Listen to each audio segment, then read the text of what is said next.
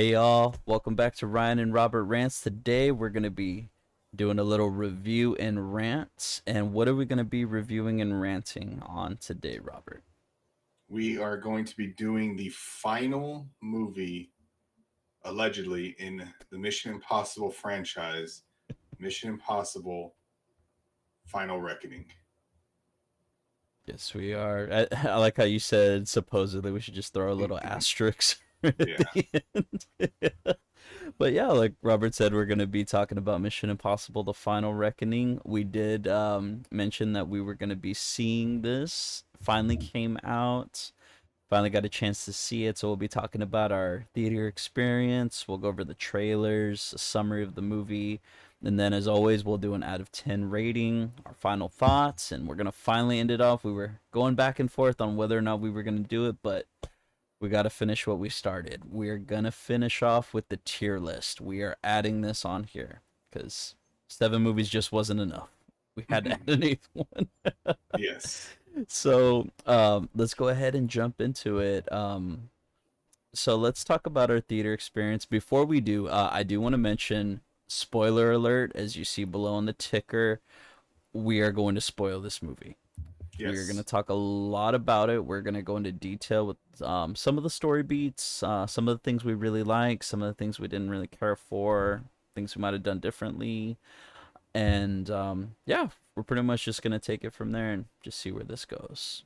But let's go ahead and talk about the theater experience first. So we did see this in IMAX because, like all Mission Impossible Have to. movies, exactly. You got to see it on the biggest screen as possible. I will say this, it was not as hot as it was last time. No, thankfully. Yeah, considering we had a lot of people in there, I'd say more or less about the same, Yeah, maybe a little less than we did with Thunderbolts, yeah. but roughly about the same amount of people. But yeah, it was actually nice and breezy. Definitely loud as it should be. Oh, it was so good. Yeah, and we sort of made friends with the guy that was sitting next to us too. We was talking about You how, did. yeah, I came back from I the was bathroom and you were talking. I was like, man, I was like, do you know him?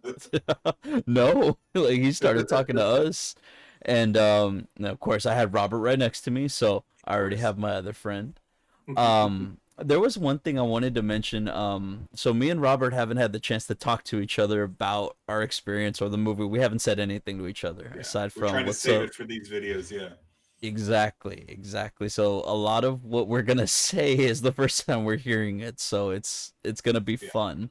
Yeah. One thing I did want to mention about the theater experience. The commercials that played before were super cringy. Oh, of course. Like They more have than been for a usual while. though. Yeah, but I was like more than What usual. was? I don't want to. I don't want. What was it? Hinge?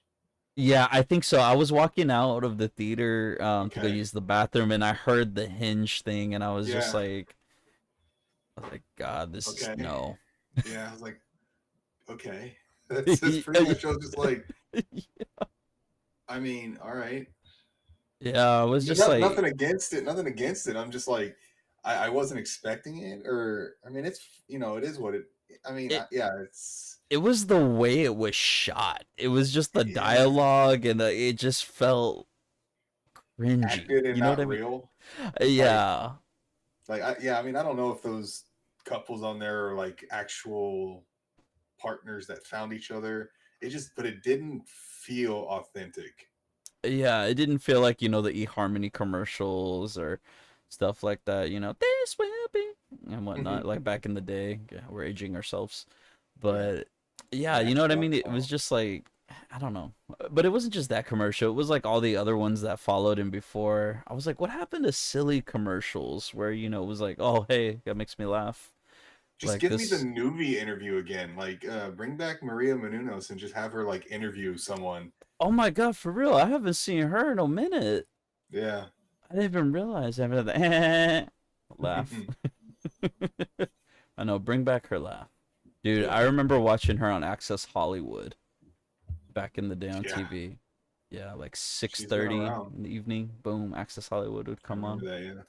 Simpler times. Now she likes people punching her in the stomach. That's her. She likes people punching her abs because Yeah, that's what she she's wants the to most show off proud of. her abs of steel. Yeah, if you haven't seen that, check out those videos. Those are crazy. But yeah, I mean, as far as the theater experience, that's more or less how it was. Yeah, Did get the gonna show off the poster. not the poster, but Ah, the regular 10. Yeah, did get the bucket, the regular one, and then it has can't really see it too well, but it has the entity, the TNT entity, and stuff. and then Yeah, that's down pretty at the cool. bottom, can't really see it, but it has the keys. Okay, So I thought that that's was pretty pretty cool. cool. And then got Yeah, the cup as I well. I have made it a point to have my girlfriend tell me never to buy any more popcorn, just because I have way too many of them and they're way too expensive. Yeah, and mine just Um, enables me. It just yeah. says, "Yeah, I get it." Having Yeah. said that, I did buy her the Lilo and Stitch one. Yeah. So see, compromise, Yeah, compromise. If we're gonna yeah. drop $50 on a The freaking the Lilo thing, and Stitch one was only 25. that's I not think it was bad. like I think it was for a kid, like it was like for the like, kid. She wanted the cup and the Yeah. in the ears. I will say this: my issue with what they're doing right now, at least at our theater, is that they're comboing the bucket and the cup, Yeah. which I'm like, we tried buying two cups for a movie last time, and they were like, "Oh, we only sell it one cup and one bucket," and I'm like, "Well, that's stupid because you could be But making more money." that I mean, before when I can't remember what it was. I think it was when we saw Captain America: Brave New World. They were like, no, it's two cups. It's one bucket, two cups. I was like, I only want the one cup. Yeah. I mean, it worked out because I got both toppers, but at the same time, like you can't go back and forth. Like, oh, it's only one cup, two cup. Like no, just make it either one or the other. Yeah, no, no, I agree 100%. And like I said, that's one of the things that upset me with that. I really hope they do away with it and just like people will buy it as long as Yeah, the thing's good. But I digress. So yeah, that was more or less the theater experience itself. Now the trailers. So I did write them all down, I forgot starting mostly all of with them. Ballerina, Oh yeah, which this one was the newer trailer. I'm guessing it's the final trailer, yeah, it's got to be. but it felt like it gave away a lot from the movie that it didn't show. So I know we saw new scenes that we hadn't seen in the other trailers. Then Yeah, after that, we got the Naked Gun. That got a big laugh from the audience. it did. And then it was immediately killed by the next trailer, the Smurfs, which looks. I was digging. I was really digging the anime because it opened up and the animation like was so beautiful and so bright, colorful, and then Smurfette spoke, and then More sang than anything. yeah, and then I was like, why'd you have to get Rihanna? Yeah, it looks so bad. Yeah, It looks bad. It and then of doesn't look course the funny like either. Like it no, didn't the really rest have of the too many trailer funny wasn't good moments. either. Like it like the animation to me was the only thing that even looked good. And it's of course is borrowing like the style of Spider Verse a little bit, and then recent Teenage Mutant Ninja Turtles. It's kind of A like little in that bit of vein. that Universal to DreamWorks, like with the Puss in Boots, Yeah, kind of. but yeah, so it's kind of borrowing that style. But I don't know. The movie itself just It doesn't I look don't know. good. It doesn't look Even for a good. kids movie, it Yeah, looks bad. yeah, But we did get a decent trailer following that, which was F1. I don't know if you noticed the little copyright symbol at the bottom of the yeah, one. But yeah, I mean that one looks really good, yeah. That especially one, for IMAX. yeah. I mean, I mean, who it's directed by. It's gonna be. It's gonna be. They're gonna shoot it out of this world. It's gonna be amazing. Yes, so the Formula One trailer, you were saying Joe Kaczynski, Yes. Oh, blah, blah, blah, however you yeah, say yeah, his last name. yeah. Kozinski. I don't know. Director of Top Gun Maverick. I mean, everyone in the world saw that movie, and I mean that movie was just so well shot. I mean, definitely had to see that one in IMAX. Formula One is going to be probably the same thing. Like, just the scenes they showed in the trailer makes me want to watch it actually in IMAX. And that was movie was like I was just like, not a huge racing fan, and I'm not Formula One racing fan either at that. Like, but I'm like this one, like just to watch the camera work on it, I think would be Yeah. worth it. Oh yeah, especially because he takes a lot of pride in the craft of the camera work, of Hmm. trying to be like as authentic as possible. And I wonder if it has to do with him working with Tom Cruise on Top Gun Maverick that like really pushed him to be like, "Oh, hey, we want to try to do this and that with the cameras." Because I feel like from then on then we got this cuz he also did Oblivion, right? I believe so. Yeah. And Tron Tron Legacy. Legacy. Yeah. Tron Legacy was his first go around, right? Uh, in terms, I think of big budget directing, yes. I don't know if he did anything smaller. Can look him Yeah. up real quick. But I Yeah, mean, cuz I even know. Tron Legacy, I loved how that movie was shot. Yeah. Just the It, low camera angles, and it's just like kind of right there, like puts you right in the action. yeah. Hot take. Looks good. I didn't really care for the movie. That soundtrack does hit. Tron, Yeah. yeah, yeah, yeah.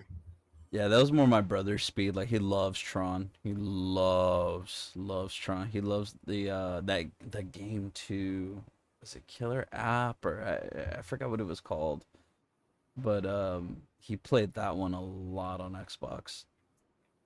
But yeah, I mean, it's, F1 does look pretty good. And then we got a random Allstate commercial right after that, Yeah. which I They've thought been was weird. splicing in. Yeah, they've been splicing in those commercials like in between. It's like, dude, just get on with it.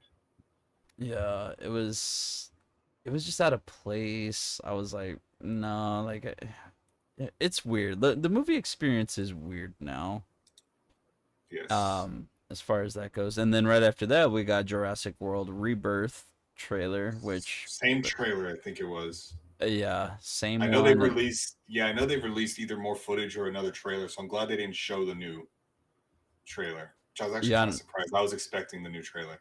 yeah, and honestly, just leave it like this. And then we Yeah. got Fantastic Four, Yeah. the recent Fantastic Four Yeah. trailer, which again, leave it like that too. I don't need another Yep. one. Just leave So it the as more is. I don't know if we went over it in our Fantastic Four trailer breakdown, but the more I keep seeing that one trailer, because I saw it today when I saw Lilo and Stitch, that scene where Galactus is walking, like you Yeah, see him walking, that's a miniature. Like that's you a can miniature. tell It's not that's a CGI. miniature. That is not CGI. You can tell the way the like the trees or whatever kind of bounce and shake, like in the Yeah, buildings and whatever. That looks miniature. I will have to check it out again because it looks CGI to me. But Watch it. I'll have to check it out again. Hey, I'm down for miniatures. Yeah, Bring them back. Bring them I back. know for what's his name playing him, they actually constructed a whole Galactus suit for him to wear. So I'm thinking Ralph Ralph Fiennes. Einstein, yeah. Yeah, So I'm hoping on some of those scenes they used miniatures. That'd be great. yeah. I mean, I'd be okay with that. I'm like, again, you know how I feel about CGI being used. Yeah. If you can do miniatures, if you can do practical, yes, 150% yes. And then finally from there, we just went straight into the movie. We got our, IMAX logo showing Yep. you how loud the sound is and how bright the screen can pop. So yeah, that was pretty much the theater experience, the trailers. Now let's get into the summary of the movie. So I will say this about this movie: it definitely feels like a part two to a part one. Yeah. It definitely has that feel because it's pretty much just straight into the movie. Yeah. It's like straight into the action, no build up. So of course, we open up from the previous events. The whole movie is flashbacks. So Yeah. honestly, if you There's a lot of haven't, flashbacks. yeah, if you haven't seen any of the Mission Impossible movies, you literally get a highlights reel throughout this whole movie. Yeah. Even at the beginning, like it gives you like a shot from like each movie, and like I said, it pretty much sums up everything. So where we left off initially, there's a rogue AI known as the Entity that's taken over the world. In this one, initially in Dead Reckoning Part 1, it was brought to light that this entity is starting to do that and is just, making his presence known and saying like, "Hey, I can do this. I'm not going to, but I can if I want to." Sort of just teasing the world. And in this one, it actually pretty much does. It has already taken over the world. So this one has more of an apocalyptic feel to it Yeah. with that. So, of course, we get a mission at the beginning. We find out that the president herself, which we'll talk about later, has tasked Ethan with finding the entity's source code, and we need to try to figure out what can we do to either gain control of it or destroy it. They want to gain control of it. Ethan again wants to kill the entity. So the race is on. What do we got to do about finding this? What do we got to use? So in order to do so, the first, what would you say, breadcrumb, I guess the first lead that they have is Paris, because yes, she did survive from the last movie. So Yep. Paris is the first lead that they have in order to find Gabriel. So they go on about their way with that.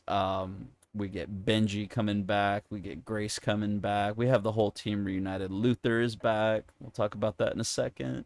But yeah, it's a race against time. We find out a little bit more about the entity, a little more about, I guess, Gabriel's point of view to an extent of like the stuff he was doing in the last one. We get to see a little bit more in detail of what he was doing, and I'll go over that in a minute about what I mean.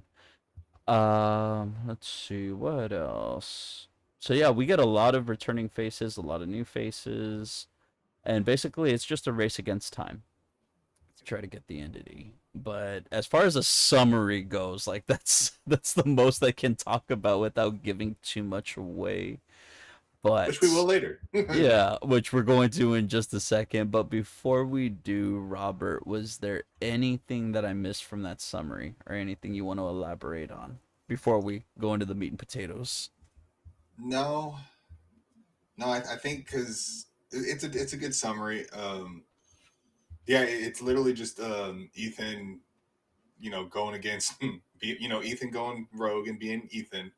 Just it has like a 3 day window to basically try to find the source code before the entity is able to basically get into every country's nuclear arsenal. Like it slowly took over everything, and then there was like 8 countries left, and then it slowly started eating out those countries that have like the lower end of like defense systems. And then the last three, I believe, was what, China, Russia, and then the United States.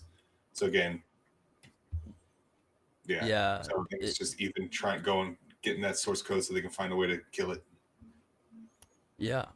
So let's go into the meat and potatoes. Let's segue a little bit. So I did want to bring up the because I brought it up in our previous rank series, which if you haven't already, definitely go check those out. So you can get caught up with what we're about to talk about. Now, like I mentioned in the rank series, as we progress through the movies, the opening credits have gotten faster and faster. In this one, we just get Paramount and Skydance, and they are sped up super fast Yeah. to the opening. It was like someone hit double fast forward to just like just get me straight to the movie. So yeah, we open up. They do the oath. The oath is uttered, and we're hearing different voices over. So what I was able to make out was Solomon, Denlinger, and Benji. Were you able to make anybody else's out? um, I could have sworn Kittredge was in there as well. Yeah, I wouldn't doubt it, Yeah. especially with that oath.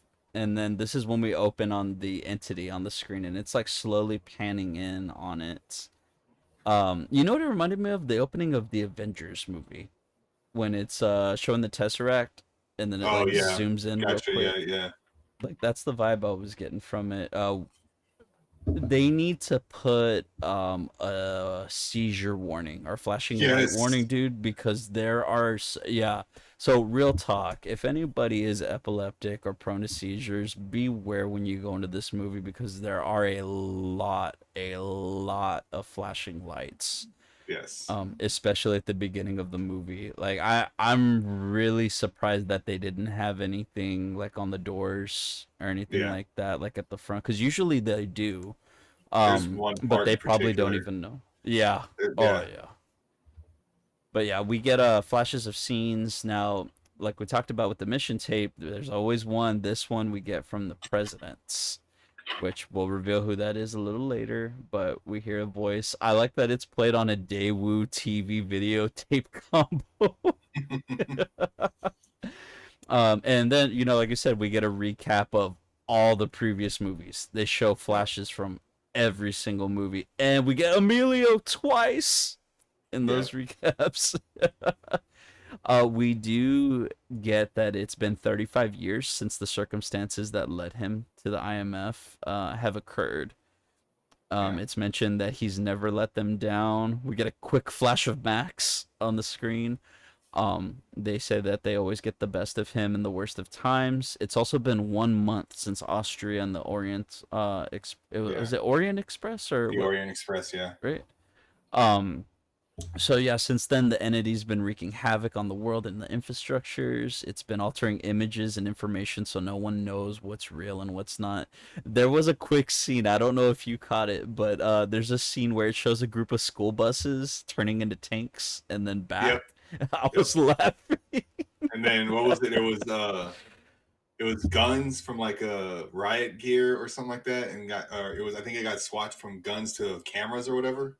Something like that. Yeah. Yeah, it kept going like back and forth between there, but it was so funny. Yeah. But out of all this is also when we learned that a doomsday cult was created out of the entity's actions, and that some of them have infiltrated factions of the government throughout the Yep. world, and they're dedicated to serving the entity. So more religious zealots, very akin to Gabriel, like he was in the last one. So again, the president is trying to convince Ethan to come in, but he still won't. Very much like Kittredge stated in the previous film. I tried to get my man, but he won't come in. And the president knows about his goal to kill the entity, but states that if the entity's destroyed, it's also gonna kill cyberspace, which means that it's gonna Bye basically bye. tank, yeah, Bye bye internet. infrastructures. Yep. Yep. Goodbye internet. Back to the Stone Age. Yeah, so like we talked about, the mission is to find the source Source code code. at all costs, and the last person who has knowledge is Paris, who's currently under arrest with the Austrians. Yep. So yeah, this is when we're in London.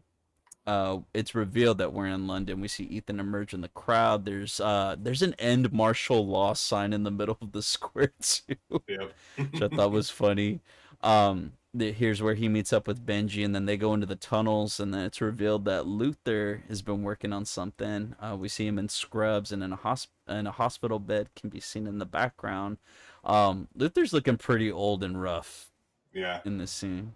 Like Like this I is know a it's been 1 month technically since. I mean that's pretty impressive. He managed to create that in like a month. yeah. What do they call it? The poison pill. Yeah, this Uh, is when we find out that he he created created a like a device.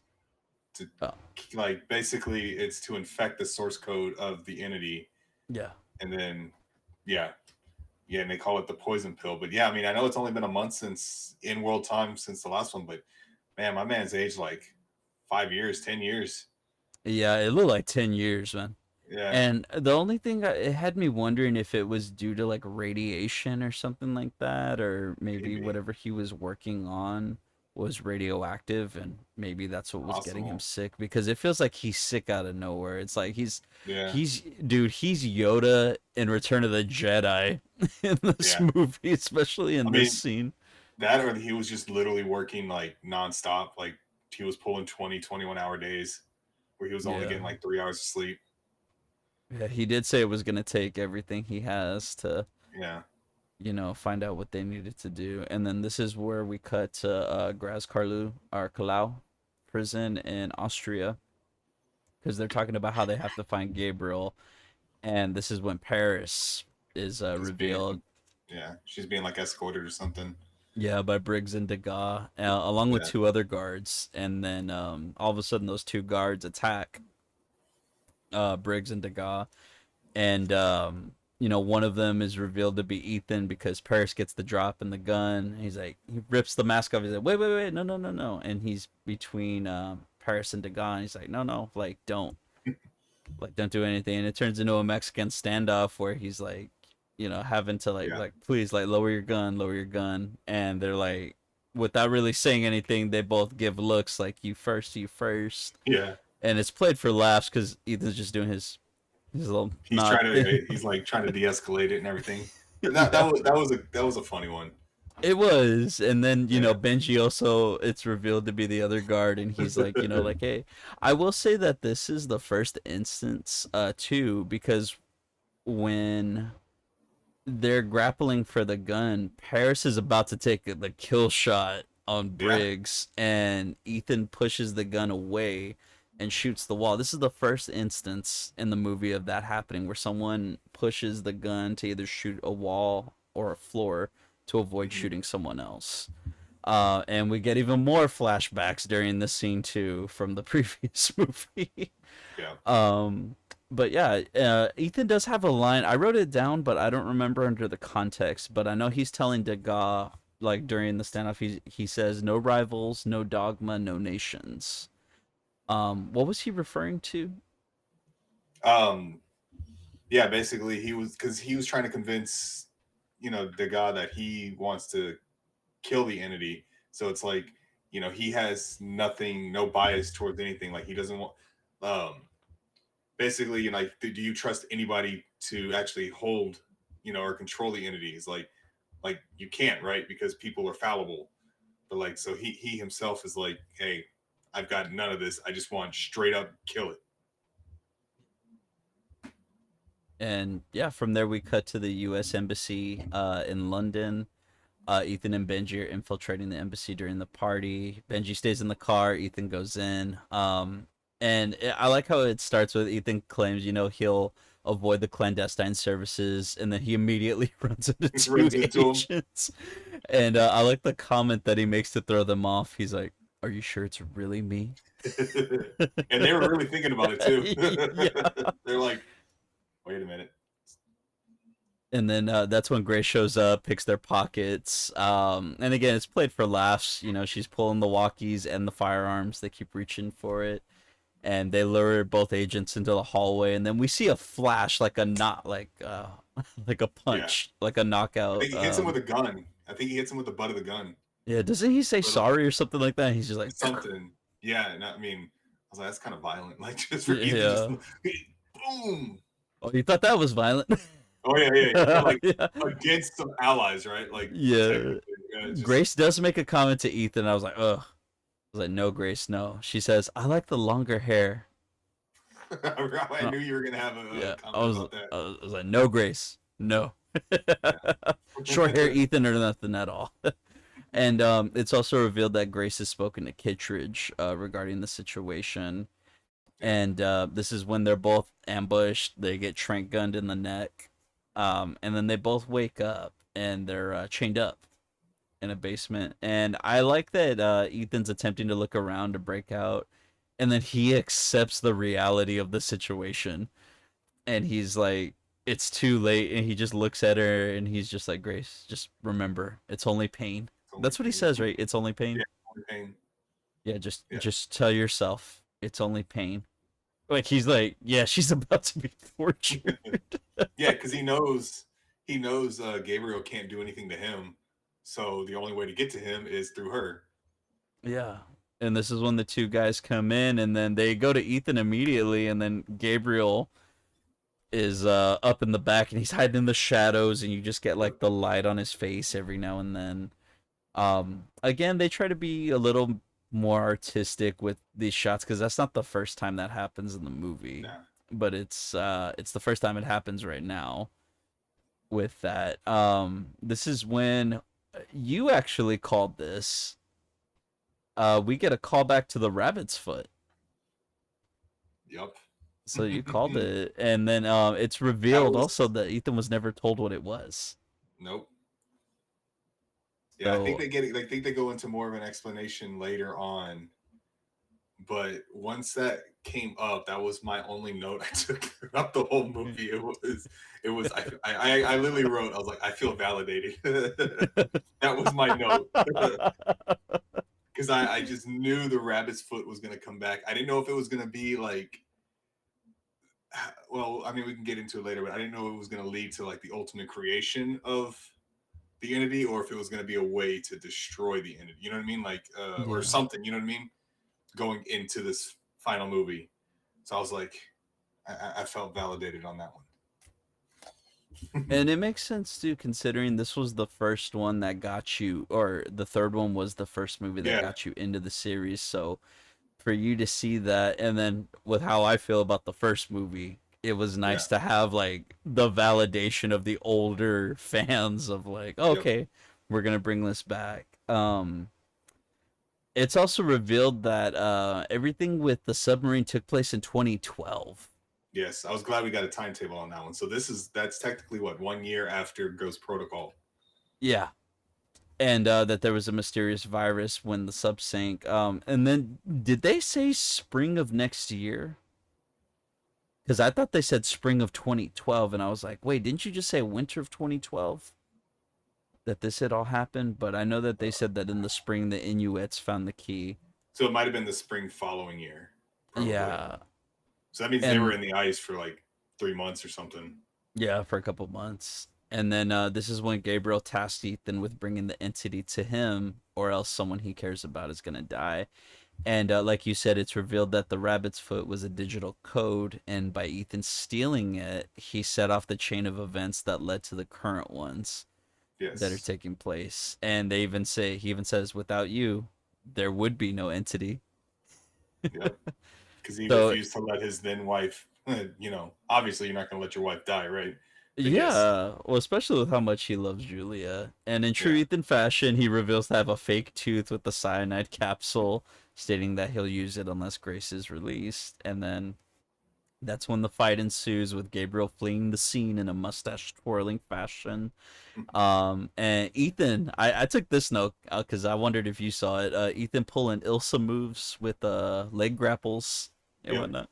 Now, do R.I.P. you think that was a real R.I.P. cyanide, or if it was just something to cause like the similarities of it? Because Because of they what didn't. happens, I'm pretty sure it was just honestly, it was Fake, right? probably Mentos and Diet Yeah. Coke in the tooth or Something, something right? like. Yeah.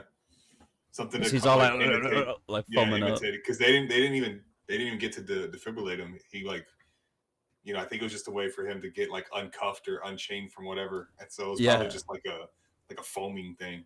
because when they go to use the defibrillator, he picks it up and he hits the guy with, and the guy Yep. like flies back across the room. Yep. But apparently he can get back up from that, like no problem. But this is the fighting and stuff like that, and then while Grace is fighting one of the guys, like I said, Ethan is grappled with the other, and he's forcing him to unload the gun on the ground so that way it Hmm. avoids shooting either one of them. This is the second instance of someone Which shooting is the floor smart. or the wall. Which is Yeah, smart though. which like I'm glad that they show that though. Like it's Yeah. like okay.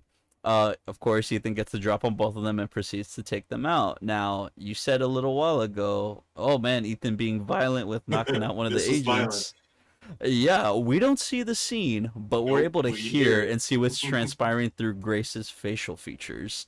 I do like that at the end, one of the guys has the meat cleaver in his back.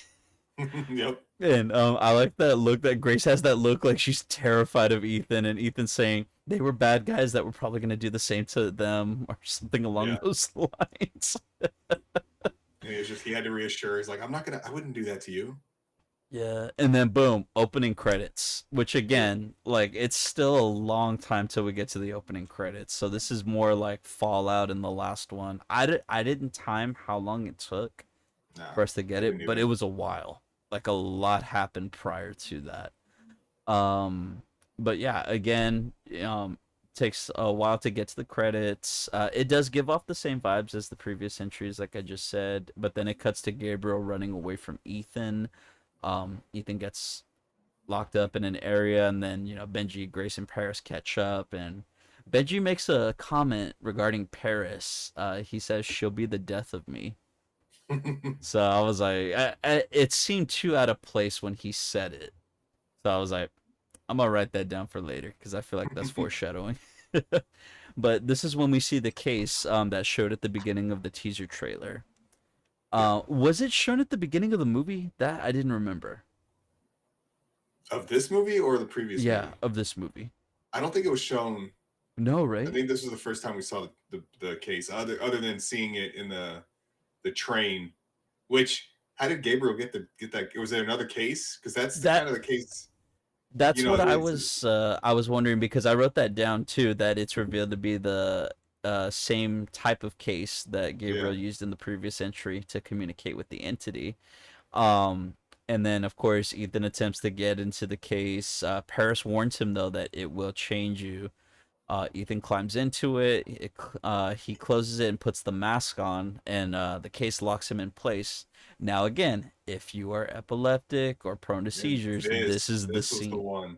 This was Yeah, it right here. It was just flashing, just constant. I was just like, yeah. Even I man, had to look away a couple of yeah, times just because I was like, okay, same. this is like way too Like much. I'm not prone to anything like that, but it was just it was a lot to take in. It's like I ain't trying to find out tonight either. Yeah, exactly. And yeah, when he's in there, it's like, good evening, Ethan, or something along those lines. It's revealed to him that he's gonna need to go to the Doomsday Vault in South Africa. And there's a line that the entity says, and it says, "Go and let it in. It is written." It also says, "Now you are the chosen one. Gabriel is outcast. In 4 days, you will face your final reckoning." It said He said it. it. He said it. Ah! And then we get a montage, like you said, of a number of countries launching nukes. Did you catch it during the All the montage? countries, or Did you catch the thing that stood out? it was the same footage from San Francisco from Ghost Protocol. Yes, they used the Yeah, same freaking footage from Ghost and Protocol of the same nuke. yes, and I when I was like, obviously watching Dead Reckoning and going into this one, I was thinking, I was just like, obviously this is going to lead to like, global domination, or whatever. They're going to destroy like the entity's going to end up destroying the world, like Terminator 2 style, right? Or Yeah. just Skynet Which, style. which honestly, they do show that it's Yeah, essentially Skynet yeah. nuking the world. But I was thinking, I was like, man, like get nothing against whatever, but Hendrix would have been the perfect disciple for the entity, because that was his thing. Yes. That was his thing. Yes. I mean, I don't think he wanted to destroy the entire world. I don't remember. I know he wanted to. He did in the extent of he wanted to cause some sort of Yeah, annihilation event yeah. But where I don't it know if would it reset was. everything. Yeah, I don't remember if he wanted to like pretty much destroy all human life, or if it was just like, hey, let's kill 90%. You know what I mean? I don't know if it was like all Yeah. humans, or if it was just I honestly just a think percentage. had Michael not passed away, I think they would have brought Hendrix back in some way or form because like you said, yeah, this is the guy that we would have needed Yeah. to do this because now Somehow he looking at survived. it, yeah, now looking at it, the fourth one is sort of a precursor to what comes after. It's Yeah. okay, all these people trying to destroy the world. What better way than to have all the bad guys team up or in some way or form be like, okay, this is Yep. how you do it. Now then Ethan's ejected from the box and he's unsure if the team is real or not, but while this is happening, it's also revealed that Gabriel has gone to Luther. And Yep. initially we see Luther in the bed and there's a nurse that's there. Gabriel Batman's her behind, he's just standing right behind her, kills her because we see the blood, and then Yeah. from there, this is when Ethan, we cut back to Ethan, and he gives Benji a list and he makes him the team leader. And the one thing that Yeah. stood out was the SOSUS that's written on the page in the middle in big letters. So at first when I was watching it, I thought it meant Secretary of State, and I thought it meant Yeah. like something with the secretary was gonna come in and whatnot. But then we find out what that is in a little while. But then we get Ethan running past Big Ben because he's like, I gotta make it to Luther, and this is when we get Gabriel and Luther speaking. Luther's in a room with a device. It's got a 5-minute timer, and Gabriel has him locked in. he breaks the key on the door, and what does he tell Ethan, or what does he tell him to tell Ethan, or he says something to him. It's something about I know he wants Ethan to get the source code, and then he will. I think it's like he will bring the source code to him. Of course, he follows it up with "it is written" or something. You know what I mean? It's Yes, just yeah, that the same zealot like yeah, speak and whatnot, and then he disappears until the end of the movie. He's like, I'm gonna go wait at the end of the movie. I'll see y'all when you yeah, get there. So Ethan arrives. He and Luther. I love that it's a casual conversation. Like, hey, yeah. hey Of man, course, hey Ethan. how else would it go? Exactly. It's like, And how you dude, doing? he's like, oh, just diffusing this bomb. Yeah, It's just super casual. it was a 5 megaton bomb, right? I believe so. Um, I know this one was a little bigger because he said, it's enough to pretty much kill everyone, like Yeah, destroy London. But he said that if he does a certain thing, it'll be enough to just collapse the the tunnels. tunnels. But we do get some really good lines that I did write down. The one that got me was he said, "We're both on the right side of that gate, and you know it." Oh, Yep, freaking got me. And then like you said earlier with the poison pill, this is when Luther mentions it and that he created it to purge the entity and help destroy it. And this is when Ethan's trying to figure out, how he's gonna get Luther out of there, and you know, he's like, that I'm where I'm supposed to be, and he yep, says, what are we gonna do? Retire? Go yeah. fishing? And Ethan has this look like you can see the tears in his eyes are starting to come up, and I love that he says, nothing you need to say, brother. I know. And he says, stop him for those we never meet. And that's Yeah. when Ethan starts running, and we get the last line from Luther. Hey, Gabriel, you SOB. No one is safe from Phineas Freak. Which it it's bittersweet, but I also don't like the line. And the reason being is because what we've talked about before is that they waited till last movie to Yeah, start bringing up Phineas Freak and all that. Like it's something that should have just been a running used gag. throughout. Yeah, a running gag because But I then think, it's like then it hits even more because yeah, now it just feels like it's just tied to part 1. I think it's, yeah, I think it does validate at least them using the line in the previous movie. Because if it was just that one line in the last movie, I was like, okay, well, we're just bringing back old things for no reason at all. So I guess them choosing to put this line in, again in this movie, it kind of validates it. But yeah, I mean, I would have liked to have seen it or heard it, like maybe in Rogue Nation when he's searching for Ilsa. Yeah. You know what I mean? Like no one is Oh safe. man, when he finds You know her, what I mean? yeah, He's no like, one is safe from Phineas Freak. Like, ooh, then that's when he's just like, how long, founder? You know what I mean? Just yeah. yeah. But I mean, it is what it is. I don't think I had too much of an issue with it, That's but the only thing that I really didn't like about it though. Like, you know yeah, what I mean? Because again, it cuts the legs out of it. The worst thing that they could have done to top that to make it worse is right after he said that, cut back to the subway scene in part 1 when Ethan's calling him. What do they call you, Phineas Freak? Net Ranger. Like if they would have cut back to that during the movie, because they're already doing it with all these flashbacks, might as well with yeah. one more. But that would have been the one thing. I will say this. So my girlfriend went as well. I don't know if you heard her after after the tunnel collapses and Ethan's running with the smoke. She said, "Why couldn't it have been Grace?" It caught me off guard somehow. I'm just taking notes, like just all sad. Now here's why couldn't it have been Grace? So like I said, Ethan outruns the explosion. Then he's taken into custody by clandestine services by Briggs, and he gives them the key as well. And Yeah. this is when we cut to the airplane scene with Briggs. I need to know what you thought about this scene. Before If I will say, like, if you wanna tell the audience what. so I will say, like, a lot of the beginning all the way up until this point, it's kind of, in my opinion, like kind of disjointed and rushed a bit. Like we're going, like Ethan gets his thing, then he's in Prague, then he's in London, then he's trapped, and then he's, then it's Luther. And it's like all of this happens in kind of a grand scheme of thing, relatively short period of time. It's like bang, bang, bang. It doesn't like give you a chance to like catch up to the movie.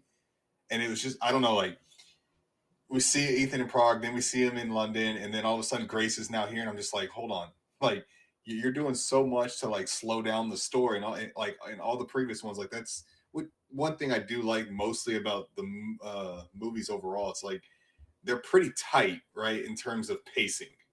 Some of the development or choice dialogue choices, yeah, you can debate those. But for the most part, between Ghost Protocol, Rogue Nation, Fallout, and even Dead Reckoning, this it's pretty tight in terms of pacing. The beginning of this is not at all. It's straight going, going, going, and then it kind of slows down, like from this point onward. So that I kind of wanted to throw that in there.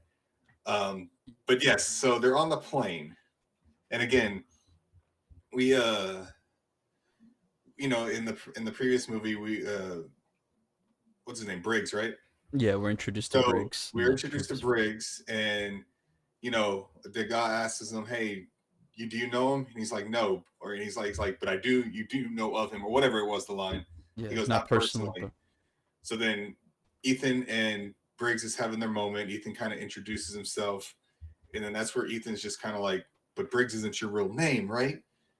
Phelps, Jim Phelps." And I know I noticed your reaction in the entire thing. Like it's, I mean, the we get like hardest eye roll. I made the hardest eye roll. we Like get you like got to be a kidding me. we get like a 10, 20 second exposition of kind of like Briggs's whole like origin story about his dad. I think he was 7 years old, and his dad got in trouble, got arrested or whatever, and was given the choice, and I guess he never saw his dad again. Yeah, So so obviously it was well before Mission Impossible 1. It probably wasn't with um, the French Claire. yeah, with Claire. Yeah, definitely wasn't Claire. So it's a previous life, but like, but because I mean, Briggs is probably same age as Ethan at this point. That's what But I'm saying. Like, how old is Ethan supposed to be then? Because Briggs is looking up there. yeah, I mean, I think it would have been, and the first movie a lot more than I do.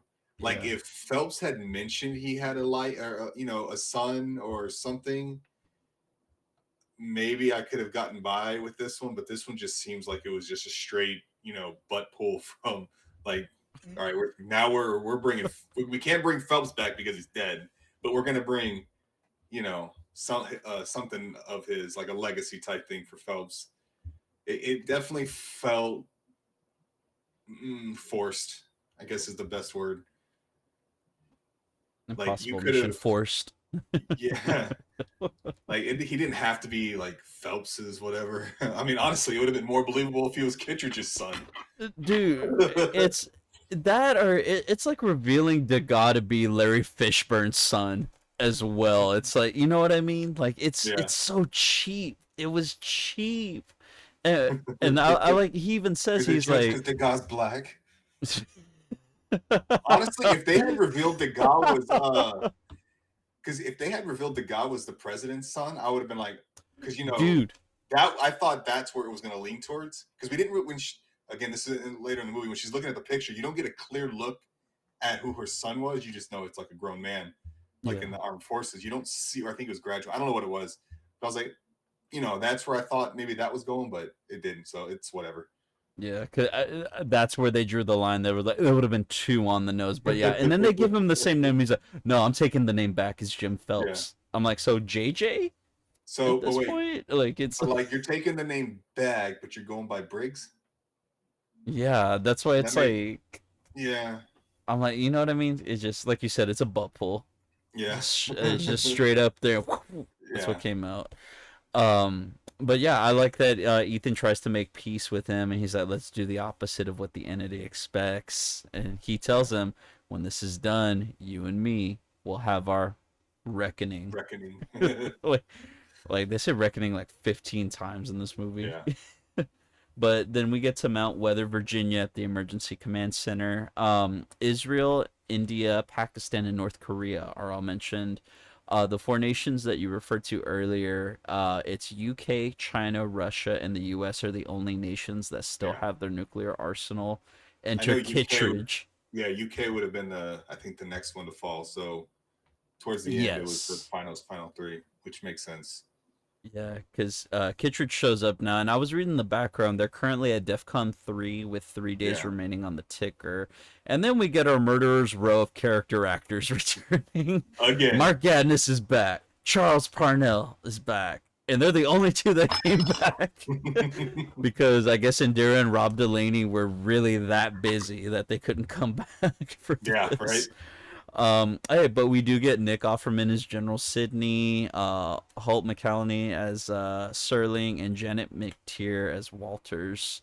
Um, I do like that Kittredge has a line though about Ethan, and he says, like it or not, we're looking at our last resort. And then this is when we get Madam President herself, Sloane. Erica Sloane is back. And I wrote down the music that plays for her with the drums, all presidential. And they're all Madam President. And I like her line to Ethan. And she's like, let's hear it. Like, okay. Like, what do you need? Like, give me your pitch. But they're still doing the line trading between the character Yeah, actors. They're yeah. still doing that. I'm like, why? Why? No I'm need. telling, I'm telling, if they just show up, they don't get paid as much. So I'm telling you that's an actual thing. So there's like some stupid thing where actors get paid. If they just show up and have like no lines, they get paid this. Yeah. If they actually have lines, they get paid more. I actually found out that if they get kind of like submerged in water from like the waist down or something, they get paid more. So Oh it's no. like So has your pay? so it's some stupid like I mean I don't know if it's stupid, but because I'm sure if they're going to be in water, it's going to be like hours, and because we might see in it's only like a 10-second scene, but they probably spent like 4 hours filming that 10-second scene. Yeah. Can't So can't confirm. I was in a yeah, commercial once. I Can't saw confirm. the when I was in London, I was watching them film the Sherlock series. And I think when I went back and watched it, I think it was definitely in the first season, but it was Benedict Cumberbatch was coming down the stoop from his apartment, and it was like I can't remember, it was like an emergency service vehicle driving off. I mean, we were there an hour watching, and I don't know how long they were there, but in the show it was probably like 10 seconds. Yeah. Yeah, those action So sequences, dude, like they set it was it's just a all car set driving up. off. That's all it Yeah. was. It was just a car driving off. Oh, but yeah, I mean, this is when you actually brought this up. Speaking of UK, this is when the UK loses control of their nukes, Yeah, and Ethan's line from the trailer that I need you to trust me one last time. Now in this one, it's Erica. I yeah, need you to trust me one last time. And then this is when she has them escort Ethan out and say, get him out of here. Like she's like, no, yeah, we're not gonna go through with this. And then they end up taking him outside, and then they're given a letter because she's seen writing a letter, the stamp on it, and she gives it to one of the soldiers. And as they're escorting Ethan out, they hand it to him, and from there he takes her helicopter yep. out of there. And then this is when we get the flashback to Luther and Ethan having the discussion about the completion of the pill. And Luther states that he left a message on there for Ethan at the end. How Harry Potter of him.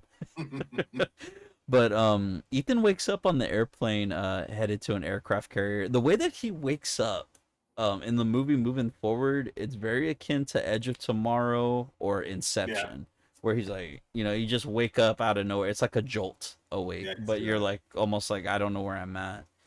Um, and then this is when we enter the Top Gun sequence of the film. We're Yep. getting the planes taken off from the character.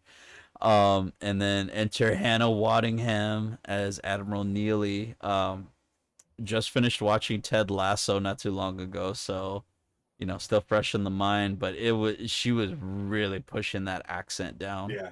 like really pushing Oh it yeah. hard. I was waiting to hear. I was waiting to hear if how because man, it's like it's kind of weird like when you know they're when like your first experience with some of the actors and they're they have their accents or whatever from whatever it is, and then you hear him do the American. It's like it just sounds kind of I've watched Rupert Grint in that one show on Apple with M Night Servant. Shyamalan. It's yes, and his English accent was like he had like a deeper voice or whatever because they're pushing it down, and I was expecting hers to be like a little similar, but yeah, it's doesn't sound like her at all, in my opinion.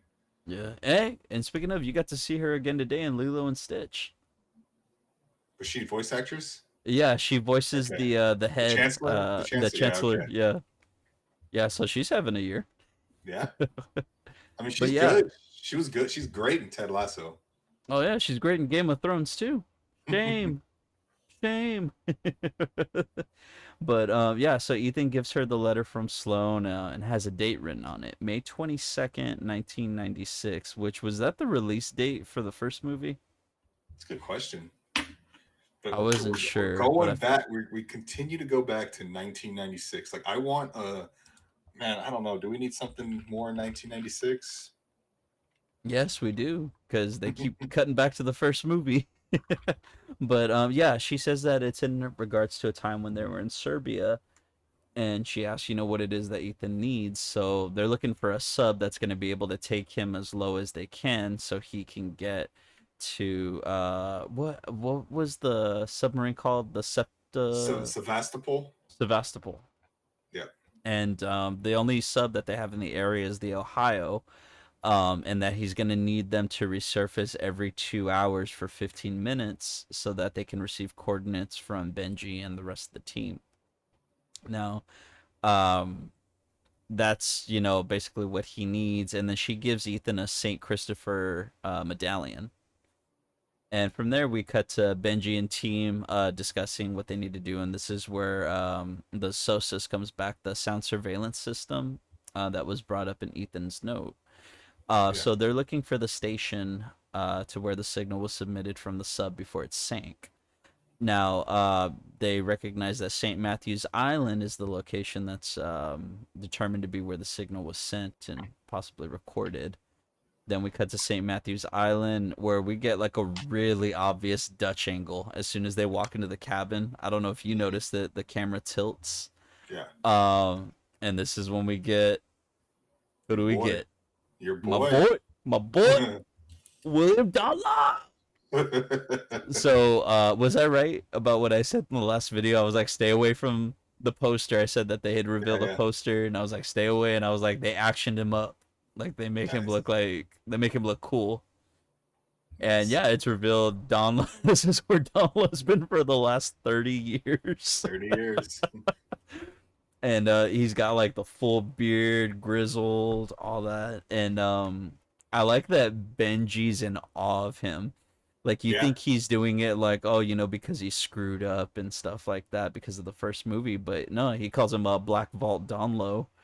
And it's because he's in awe because he views him as a legendary coder. He's like, no, like you're Yeah. a legend, man. Because So what he's they like, said he created, like basically created the Black Vault, basically everything that Langley is built on now, or something yeah, like that. it's like this was all Dunlo. So Yep. my boy getting his flowers, and And I like that he it was May 22nd, by the way. Sorry. it was Yeah, that May it was 22nd. released. Yeah. So thank you for that. Appreciate Yep. it. And he has a line. He says, "It's happening, isn't it? The entity." And it's like, wait, what? Like it's like Right. even Donla knows. And he even says he attempted to inform his superiors that something like that would occur. Um, and from there, that's when we cut back to Ethan. He's getting escorted to the Ohio on this is a helicopter or I guess a jet or something like that. I don't know what they're Um, called. dude, it almost looked like the Quinjet from Yeah. I from honestly don't know what Marvel. they're called. Yeah. But yeah, he's there, and then the Russian jets are coming through, and they're taunting them, and they give Ethan 1 minute to hover, and he decides to just jump into the water. But we do get a funny line from one of the soldiers when Ethan starts running to the back, and he's like, where the hell are you going? Because he's panicking. He's like, we need to get out of here. Like, like they're gonna take us out, and we just get that line from him. And this is when Ethan dives in. He's in the water for a minute, and then this team just again, Batman's out of nowhere, Yep. and they tase Ethan uh, Yeah, in while the he's in the water. water. Yeah, Yeah, exactly. and then we cut to the USS Ohio location classified. We do Mhm. meet the crew consisting of Trammell Tillman as Captain Blesdo, super standout in the movie, Oh, I and loved him. yeah, he comic relief man, but done the Yeah. right way. And Katie O'Brien, which at this point she's just collecting cinematic universe roles Oh like yeah, Thanos, dude. She's in pretty much. everything. She's just But gonna, she's just collecting them on her little boom and just, I will say this about her: she had a small role on that show, The Rookie, yeah, and it's a great episode. I don't yeah, know if you saw that episode, but it's yep, really, really good. yeah. And Tremble, I looked up because I was like, this guy has to be someone. He has to be in something big that I haven't seen, or I have seen. And it turns out he's in Severance, and still haven't. I still haven't seen it. I heard it's good though. I heard it's a lot. I heard it's you have to suspend like a lot of you got to pay attention and it's confusing. Yeah, it's one of those ones I have to go back to. But we do get a line from Blesdo because he's Ethan's talking with him about what he needs and what he's trying to do, and that how they're surrounded by all these Russian subs, and that there's one in particular that its job is to find the Ohio. So he tells him, he's like, I need you to get me as close as possible. And I like his line, Mister, you want to poke the bear? Oh, you came to the right man. I know, and I was just like, I like this guy. So then we cut back to Benji and the team, and this is when a Russian team shows up at the cabin, and they basically take everybody hostage. I guess they're Kind basically of, they're yeah. because what are they trying to get Donlo to do? Was it transmit the coordinates right for the Sevastopol? I Like think so. they don't have the coordinates here. Or I know they were looking for the ping or the coordinates that was in the files, and I know Dunlow says he never had it, so they were trying to create a device or create something. But basically, they want the coordinates to the Sevastopol. Yeah, because this is when they're while they're doing that, like this is when Dunlow's talking to Benji, and he's like, I'm I'm not able to create anything of what they want because back in 2012 someone had showed up to get rid of all that information, and it turns out it was Carrie Elway's coming back. Like the 5 seconds he's in the Yep, movie. and with no But speaking lines, right? yeah, no speaking role So he in doesn't this get paid one. much. No, just appearance only. Yep. But again, this is what was mentioned at the end of part one. He said that he made sure that he destroyed everything, but he knows where Yeah. the submarine is, and he's like, I got rid of all the information, but it turns out Dunlop, being the awesome guy he is, he memorized Memorized the it. coordinates, so he knows them by heart. So he goes ahead and he writes it down, and he hides it on a watch, right? Is it the watch? Yeah, I believe it was on a watch because he ends up giving it to his wife, and they use the ruse of having his wife go feed the sled dogs because it was quote their dinner time or whatever it was, and then Grace volunteers to go help, and then one of the Russian leaders sends one of their men with them. But Yeah. it was also noted that because I think Benji was talking to the Russian leader, and the having the coordinates doesn't matter because they didn't have the key. But then that's when it's revealed that they also have that cruciform key that we spent all the previous movie trying to get. Yeah. And they never bring that up again. The Nope. rest of the movie, it never comes back. It never comes back. Yeah. They sort of just drop that Russian storyline immediately. Yeah. And yeah, I mean, like you said, when they're handing it off, there's this thing that Dunlo and his wife are doing, and it's almost like they're saying goodbye. Mm-hmm. And they foreshadow. This is not the first time they foreshadow that. Like they, what do they keep saying? I will see you again. Something like that. Yeah. It's something along those lines. So like when they say that initially, you're like, oh my god, someone's about to die, Yeah. and this is when the fight ensues, and it's being cut back and forth between another fight that's going on the Ohio. Ethan is running on a treadmill, just trying to get his body acclimated so that way he can make the dive. And one of the guys he met at the beginning turns out is one of the zealots for the The entity. entity zealots. Yeah. Yeah, and this is when it's cutting back and forth between the two scenes. So it's like super action packed. Yeah. So while It's they're pretty well back, edited too, I thought. it is because like in the cabin we get like these moments where uh, Dunlow's up top and he's transmitting the coordinates. Benji has the fight with the head Russian guy.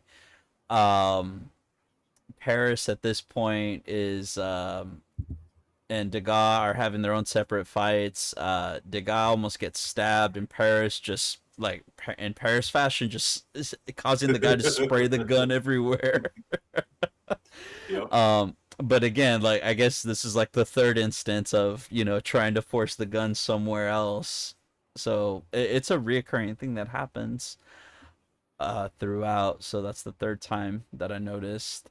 And from there, I mean, they really make it look like Dunlow's about to die and make the ultimate sacrifice because while he's transmitting the coordinates, this is when the Ohio's receiving them. And again, Ethan's fighting the other guy down at the bottom, and he does have a line that he gets out. He says, "You spend too much time on the internet." As he's kicking him in the face, and he's Yeah, like, "You dude, and then spin." he's Yeah. he pushes his face against the Oh, against the treadmill. treadmill. Yeah. I was Yeah, like, ah. and you hear the burning, Yeah. And and then they you see the crank that smoke and the up, dude. sizzling. Oh man. Yeah, Yeah. I was but like, then oh, of oh. 'Cause at first I didn't know. I thought it was just like a. At first I thought it was just kind of like a rounded like surface. And I'm like, oh, that's the yeah, treadmill. And I was like, ooh, ooh. and then of course Katie O'Brien comes in with the rescue, knocks the dude out, and then we cut back to Grayson Dunlow's wife with the sled. Now, this part you'll have to tell me a little bit about what happened because I did step out to go to the bathroom. I was able to see Grayson Dunlow's wife having the moments where they have the coordinates and the equipment and the decompression tank is shown from earlier that Yeah. they say, if Ethan goes in and he comes up, we're going to have him in this tank in order to get his body reacclimated. And on the Ohio, I saw Ethan prepping to leave the Belgorod, the Russian sub that they're looking for that's navigating the area, finds the Ohio, and I saw Ethan departing, and we got the cool shot of him jumping out, going past it. And I went to the Yeah. bathroom after that, so the part I came back in on was Ethan was landing on the sub, Okay. so I don't know Yeah. what happened So between there. one of the cool aspects about your boy Don Low, when he transmitted the coordinates, he did the exact opposite, hoping if the Russians were listening, they would be looking at the opposite end of the earth. And that's when Ethan was like, he goes, that's exact opposite. So then that's how they were able to pinpoint. If you just flip the coordinates, they were able to pinpoint where the Sevastopol was. So I was like, that was pretty smart. But then the Russians ended up following the sub anyway, so it meant nothing. Um, Honestly, I don't think there was too much between Grace and Dunlow's wife. She was just teaching her how to do the commands for the sled dogs. Yeah. I think that's the we last leave. When there's a shot of them going across the ice, I believe, but I think that's where we left it. And then other than that, it's Ethan getting shot out or leaving the one sub, and he thinks he's clear, but then the Russian one comes in, and he's like, it kind of goes by, and he kind of hits the side of the Russian sub, and he's like holding on, and he's trying to like scoot himself down, like I guess I don't know what you would call it on a sub, but it's like the wing, like think of an airplane, but like the wing of it, so he doesn't hit the propeller when he kicks off. And then Oh. yeah, so then he's able to like push himself enough where he kind of barely scrapes by the propeller. And then aside from that, it's just him like diving down, and he's just like sending out like shooting out flares from his suit. and it's just Oh, like okay, going down deeper and deeper, and then he finds the sub. okay. And then that's Yeah, when I came back yeah, because I was gonna say when he finally gets to the sub, I like the little sand and dirt falling at the bottom of the sub, hmm that they show to foreshadow what's gonna be happening in just a moment. And then this is where we get him entering the sub. The battery that he pulls out to power up the sub, dude, I was laughing. So radioactive logos. I was like, "Yep." But I want to know how much they paid off of Amazon because that's the thing. The little battery pack thing, the deprivation tank, or the decompression tank that he buys. This looks like stuff that you buy off of Amazon for like $1,000. I will say that the dead bodies look so crazy and creepy yeah, when they show them. Like it's like the horror movie moment of the movie. yeah, But yeah, then we get, Ethan traversing through the sub. He does get to the doors and he's able to get the Podkova out, and now he has to escape. So he sees the torpedo tube, attempts to climb in. First one has a torpedo, and then the next one is empty. As he tries to climb in, he realizes the suit is too big, so he takes it off, but he leaves the mask in the oxygen tank on, and he places that in front of him to yeah. He's climb scooting out. it out. Yeah, Yeah, and then as he's ascending, the sub's starting to sink yep, and pushes him out, and he's just sort of there trying to swim up, and then that's when the oxygen tank gets caught on the sub and he's getting pulled down. So he has to pull the mask off and then free swim up to the surface. We do get a pretty cool, wide shot of him when he's swimming up, but I know you don't listen to them. I don't think you do, at least. But when he's swimming up, it looks like one of the Sleep Token albums. So I'll show it to you afterwards. But yeah, that's exactly what it looks like. nice. And then in typical Ethan fashion, he drowns again. Yes, We do get a pretty cool shot, where it turns upside down and he's sort of. It almost looks like he's laying. it's almost like he's sinking, but he's actually floating up to the top of the ice. And of course, Grace saves him. And then we get Grace in the decompression tank with Ethan, and they're having their end of the Fifth Element movie Yep. moment in there.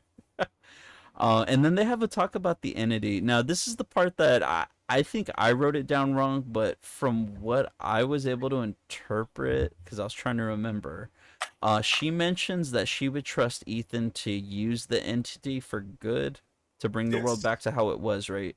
Yes. That's what she says. Yeah. Okay, I wanted to make sure I heard that correctly because I know that it sort of feels like it could be a possible heel turn Yeah. because how she I think is. it starts that way, and then I think when he keeps saying he reiterates like no one should be trusted with this, and I think that's where she says like you could be trusted with this, or it's something along those lines because they have the discussion again, and then she it kind of feels like because she was just like, "Are you sure we should destroy it?" It's like one of those things. It's like, oh, okay, well, she's gonna do something or whatever, but then that's when she does say something about trusting Ethan, like he's the only one that could do anything good with it. Yeah. Yeah, I wanted to make sure because I was like, did I hear that right? Yeah. And yeah, this is when they're picked up by Benji and the team, but you do see Dunlow's wife like looking at him, like I said, Fifth Element style. Yeah. And was she flying the plane? I think she was. She was flying Man, with she's good. Degas. Man, okay. Jack of all trades there. That one. Hey, Dunlow knows how to pick him, which, speaking of, Man. this is when him and Ethan get their conversation, and Ethan apologizes to Dunlow for how his life turned out. And I love what Dunlow says. He says, it's a matter of perspective, friend. I like that he calls him friend. He's just like an old timer, you know what I mean? Like, my friend. And then he Right. goes into detail about how wonderful his life has been, meeting his wife, and how had the events not played out the way that they did, he'd probably still be at Langley, just Yep. doing the same job and not living his life. And he ends with telling Ethan, I owe you my life. And then he hands him the knife that Krieger had dropped from the first movie. And this is when the team are discussing where they're gonna head now, which is gonna be the Congo Yoa in South Africa, Something. Yeah, something. yeah, where the Doomsday Vault is located. And it's discovered that the Doomsday Vault is housing a top secret data byte server. I wrote the, Exabyte. I think what they said, something exabyte. yes, How many which exabytes? Yeah. it's something. It's like thousands and thousands. That's the Let's one look part I it couldn't up. get because there's so much Yeah. exposition dumping in this I don't even know scene. how you would. Because there's a couple of comments made. I wasn't sure. Like I was, like I said, there's so much exposition in this scene. I just wrote down the one that stood out to me. One of them was the anti-god Oh my thinks it's god. God, and Lord of Lies. Yeah. Is What this did the you find out? scene where we get the whole description of the rabbit's foot, or was that earlier? Yes, Right. this is about right here because it's revealed that the team crafted a 5D optical drive, That's right. which The is what gun load off of 360 theoretical. terabytes. Okay, and Uh, an exabyte is a unit of digital storage equal to 1 quintillion bytes, or 1 million terabytes, or 1 billion gigabytes. So it's a lot of yeah, songs. that's a lot of a lot. It's a lot of content, which be Yeah. sure to check out our other videos. Yes. But yeah, it's revealed, once it's inside, it'll once they're inside, it'll launch a nuke, and they'll have 100 milliseconds to pull the Yeah. drive, and then we're given the line: Gabriel will be part of the group, and he won't even know it because they have to get him to put the pill on the The pod. yeah. Um, so Very Ocean's 13, Yep. he's gonna be part of the crew now. Um, yeah, so they finally end up in South Africa. Now back at Mount Weather, it's DEFCON 2 now, and it's been updated to 27 minutes. And now a discussion's being had with the president to sacrifice a city in the U.S. to show to show a sign of good faith to the other nations. Yeah. That they're willing to do it. 100 million versus billions, Yeah. and Because I know what China was the U.S. was obviously the last one, but I think it was Russia was the second to last, right? Did China lose theirs, and then we were waiting on Russia, or did Russia already just lose theirs, and it was just the U.S. right now? Do you remember? so I was writing them down as it was happening.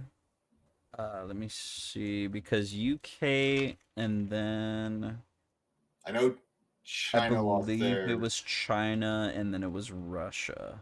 Yeah, I believe that's how it went. yeah, because I know when the United States is when they were the only ones left, they were having that discussion about we launch everything before the entity can launch, but we also sacrifice one of our own cities, so it looks like it wasn't us or something, something like that. Yeah. And they never named the American city. They don't. They don't. I'm like, should have named it. Yep, But this is Chicago. also, yeah, and she declines. She's like, no, like I'm not gonna do this. Like we're gonna stand by. And then this is where General Sidney leaves the room, and he asks one of the soldiers for their sidearm, which it makes you think because Yep, it's even said at the beginning earlier is that someone's gonna try to betray you or something's gonna happen. and Um, that these doomsday cultists are infiltrating the government, so we're like, okay, Mr. Offerman, what's going on? and it's sort of played like that. And I remember turning to you during the thing because your one of your wish list things was for Brant to either Yes. be the IMF director at the end or to show up. And I turned to you and I said, what if that's Brant in disguise and you just get the pull off right at the end and he was there protecting her the entire time? Yeah. Because that would have been a really cool twist. Like this is where he's been all along. Yeah. Um but yeah, then it cuts back to South Africa and we get Gabriel's line, "Your final reckoning," Yep. to Ethan Said it because again. yep, said it again. It's a 30 megaton yields bomb that he has set up. And while he's telling him all this, they're keeping him in the shadows. Again, just the light on his face and his eyes, just like they did earlier in the movie. And Gabriel wants the entity. Like that's what it is. And he said, nothing is written. And Ethan says nothing is written, Yeah. and his response is Luther would disagree. And I was like, oof, too Ooh, soon, man, yeah, too soon. I was like, yeah, no, kill him, kill him. yes, But it's revealed that there's 20 minutes on the bomb. And then, of course, in true fashion, they're bringing the team in and stuff like that. And they have their hands on their heads, and Kittredge is revealed. yeah. And from there, With Briggs, yeah, with Briggs. And then he has a line that he says, and I wrote down the line because I was like, it's probably the last time we hear Kittredge have a line like this. He says, he wouldn't want anything to happen to his precious team. It's the way he says it, yeah, precious team. that's Like, the pattern. because, yeah, that's the pattern, isn't it? And it's because he's trying to get Ethan to reveal, like, what's the plan? What's the plan? What's the play? And during this, this is when Gabriel has assassins Yeah, taking out everyone else because you don't hear anything. You just see them killing the people, Kittredge's team. And from there, that's when gunfire ensues. You see Benji kicking the what is it called? The pod. what do you mean, like the The bomb was it thing? Podeska? Oh, the oh, what is? Yeah, I don't know. It's basically the source Podeska? code. Yeah, The it's the source source code. code. The source The entity. code. The entity source code. I forgot what they called it. Yeah, that they have to attach the pill to. So he's kicking it out of the way, and I knew it Yep, as soon same. as it was on there because they get behind. It's him, Paris, and Grace. Oh no, and Ethan, right? Yeah, And they're there and they're talking about Ethan. Go after Gabriel, go after him, and then all of a sudden they're like, okay, kill Gabriel, kill him, kill. Like Ethan even says, kill him. And I'm yeah. like, wait, what? I'm like, wait, what's going on? Because then they cut back and as Ethan's running off, this is when Benji looks to Paris and says, I thought he'd never leave, and the camera pans down and it shows that He's been shot. yeah. Like So you even know when it happened too. Like when he first gets out, you can kind of see him do like some motion like this, and it's when like, he's kicking it, yeah, you yeah, see where the shot. And I'm so yeah, glad that they showed that. I'm like, we got more from that than we did with Paris getting stabbed in the last one. yeah. So yeah, this is when we get the Fast and the Furious tunnel scene, which is all it reminded me of. Yep. Ethan's chasing after them. He's in a what is it, like a Jeep or something Something, like some that. 4x4, like yeah, some like Uh, dune buggy 4x4. and was this one of the stunts that they did? I don't know. Because It I feel seems like I kind saw of. something somewhere. I mean, Because I the way imagine it's they did it shot and the way that practically. he ties himself Yeah, in. yeah. I imagine. I mean, I imagine it's done practically, but yeah, I mean, it just seems kind of. I mean, given everything that's come from before from these movies, you're just like, yeah, Yeah, it's very akin, like I said, to Fast and Furious or the beginning of the Avengers. Like yeah. it's Oh yeah, exactly what it yeah. looks like.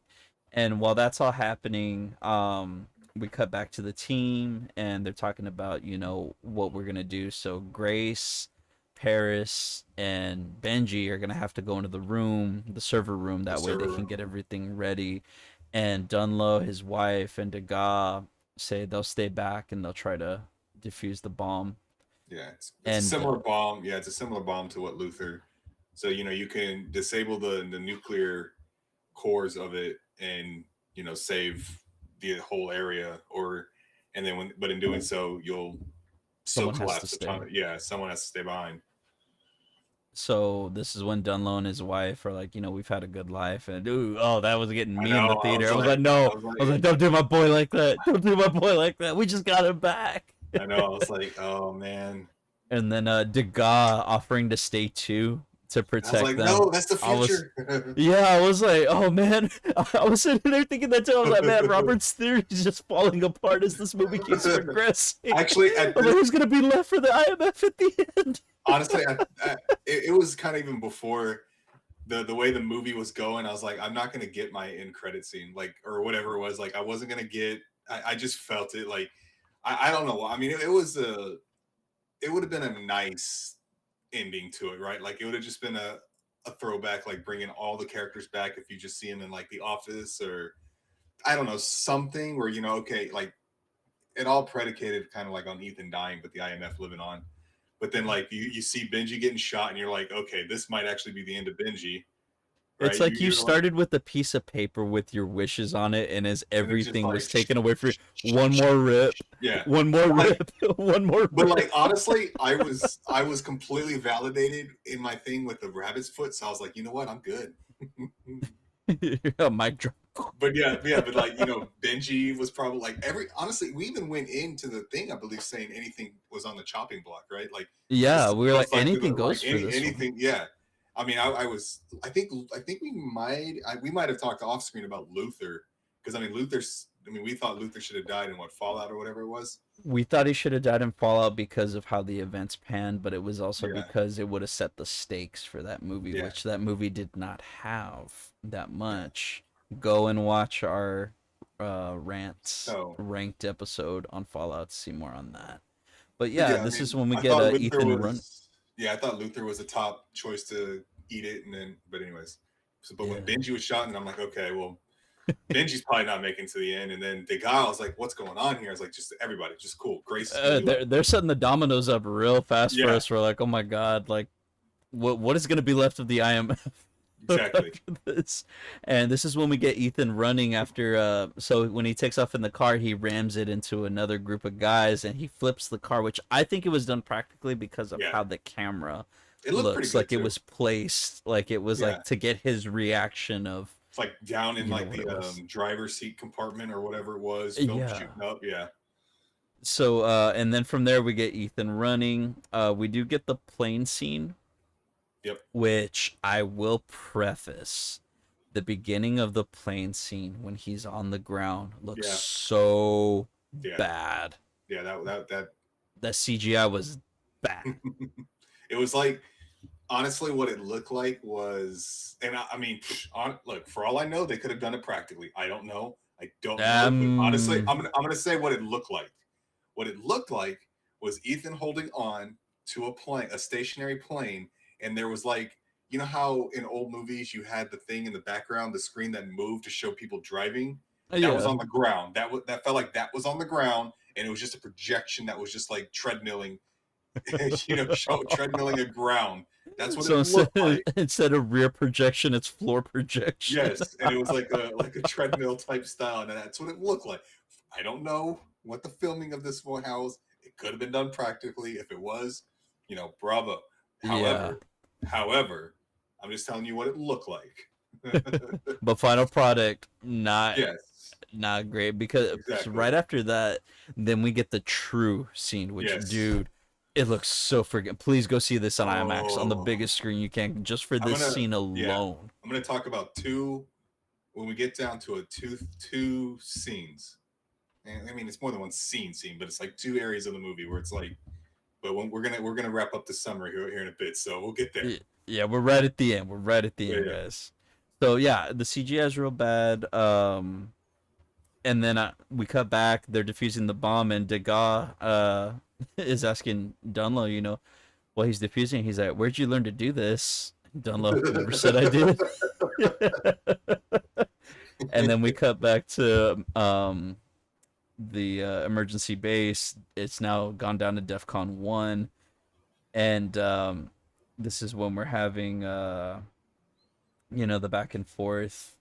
And I think this is when it's the nuke scene, when they're like Yeah, giving her the option to do the yeah. nuke, and she closes it. And I like Mark Gatniss's response. Oh, thank God! Right.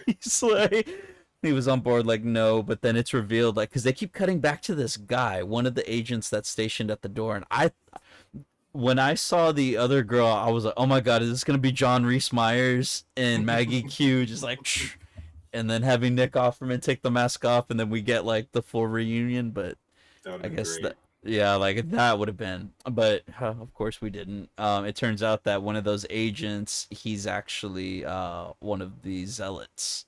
Yep. So he attempts to shoot the president, and in doing so,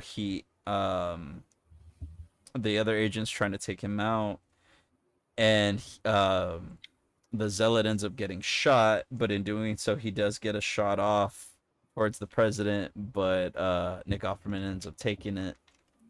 for right, her. You right, find out after right he through his takes it. like, yeah, like he shoots the guy and then he like sits down and you just see the bullet hole like right through his like, I don't know what they call that, the decorated thing on the general's. I His don't know what those are. patches, like his Yeah, yeah, like right through the it. I'm like, oh, that sit down scene when he does it, dude. That's like something out of a Jerry Bruckheimer movie from the '90s. That's like something you'd see in The Rock or like Armageddon or yeah, you know what I mean, like one of those scenes where it's like dramatic. It's a dramatic yeah, death where he's just like he yeah. sits down and it's just it's kind of sad because it's But like you he, think but he's gonna be the it's, guy. yeah, and it's also, well, yeah, I mean, it's set up like he might be the guy, but it's also like he saw something that I don't know. Like he went out and asked for the sidearms. You're like thinking, hey, Because he he's knew. probably, yeah. Just I mean, honestly, or it could have been just like, hey, maybe. I mean, yeah, I don't know. It was just a weird setup. Like I don't know where the subversion was coming from, but like, yeah. But I mean, it's one of those deaths where it's like his action. Well, one, his actions really saved the world, right? But also, I mean, in with that zealot doing what he did, it allowed just enough time because they were going to shut. The U.S. was going to voluntarily shut down and take their missiles offline. Yeah. But in the zealot, in what he in the brief altercation, gave the entity enough time to take over. So I Yeah. mean, it was like a bittersweet thing too, because while he succeeded in saving, the president and everything right in that room, it was still the zealot still technically won. Yeah. And now we have 4 minutes on the clock. Yep. And it's cutting back and forth between the airplane sequence with Ethan and Gabriel, which is, again, super intense. Like Yes. I was looking at Yzma during the movie, and she was just like she was like in awe. She said it was giving her anxiety and claustrophobia. Dude, She was like, he's crazy, and I was just like, yeah, but it looks so he's good. he's a madman. Like, man, like those like I can't say enough about it. It's you got to experience it on the big Yeah. screen, the biggest screen you can. In between that and cutting back to the bomb, they decide, okay, we can cut it, but I'm gonna cut it at a certain point, and we have 10 seconds to try to make a run for that door. So they said they're basically lining it up, sort of like they did at the end of Fallout, where it's like we got to do it on this, we're gonna Yep. do it on that at that count. So all of this is happening at the same time. Ethan finally ends up, having the one-on-one with Gabriel.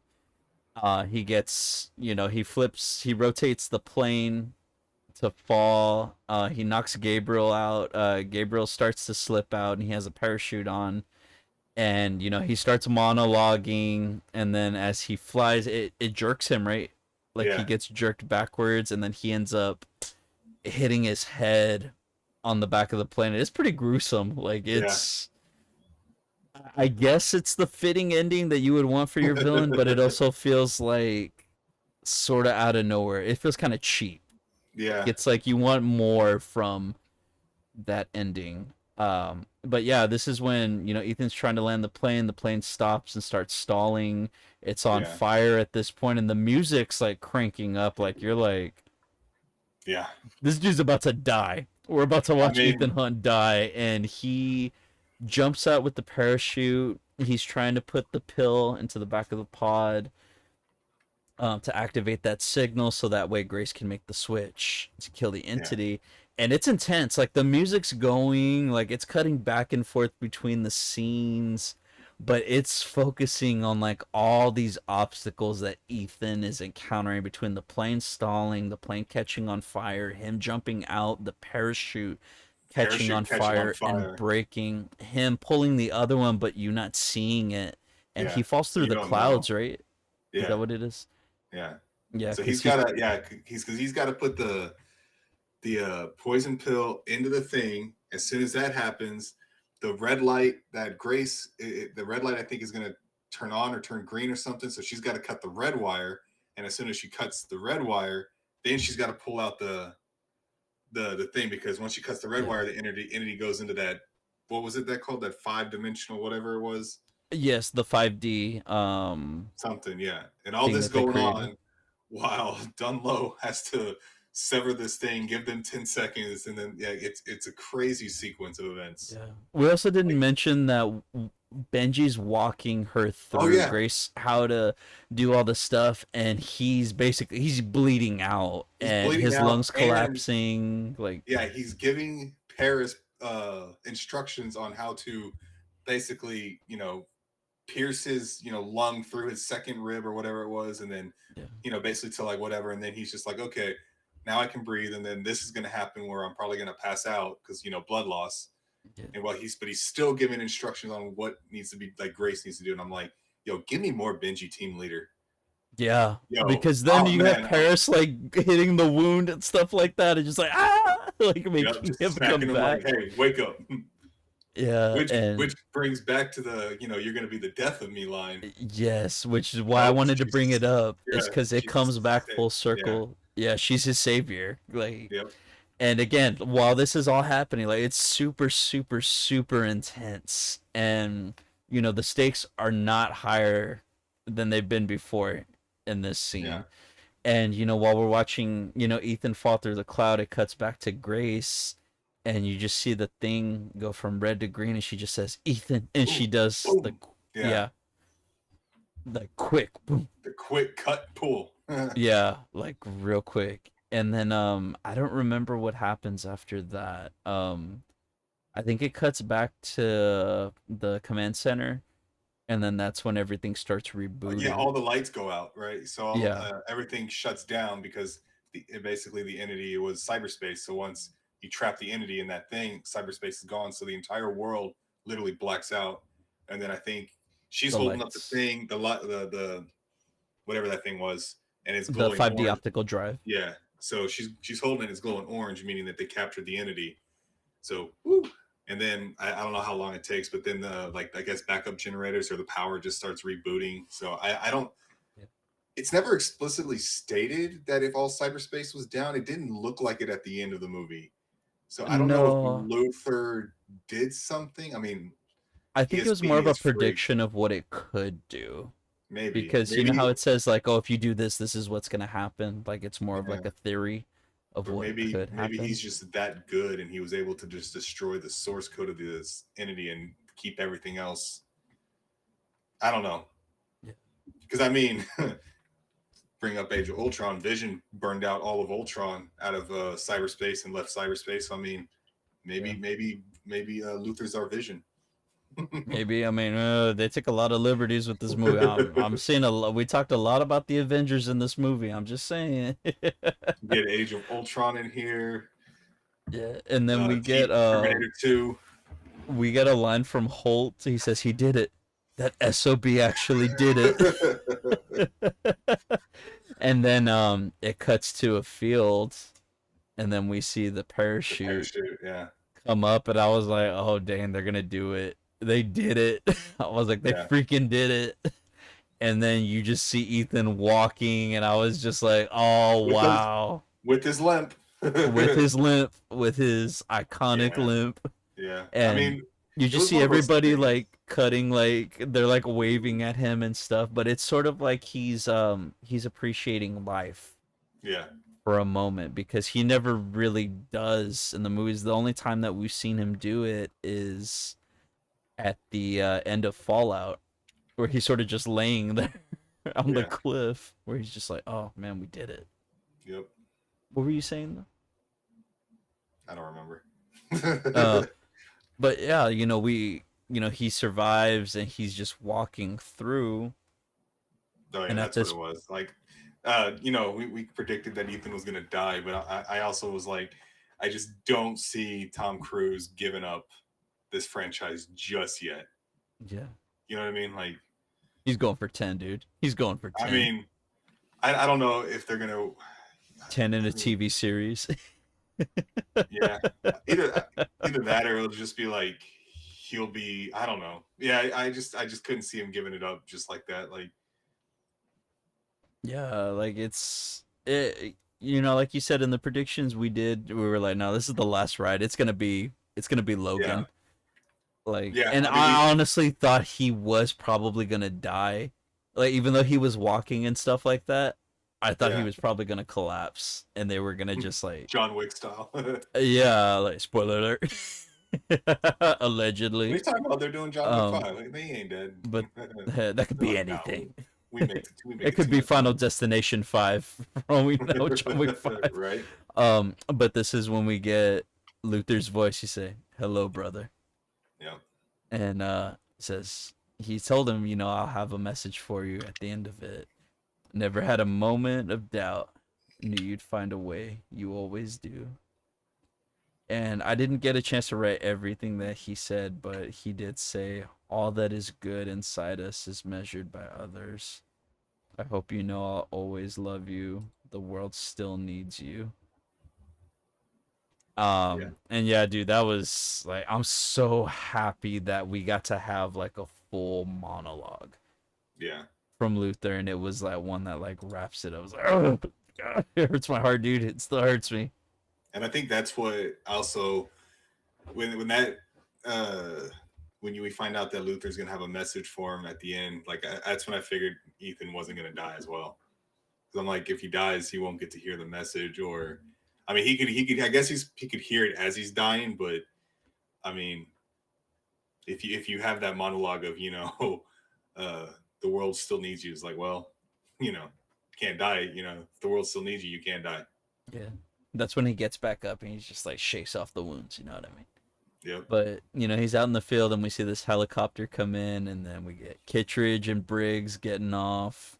Kittredge just has this look on his face, like, okay, where's it at? So he then gives it to him, and he does that nod thing again, like, and Kittredge just looks like it almost looks like it's a hit scene. Like, give me the thing, and Briggs is gonna, pop him right there in the field.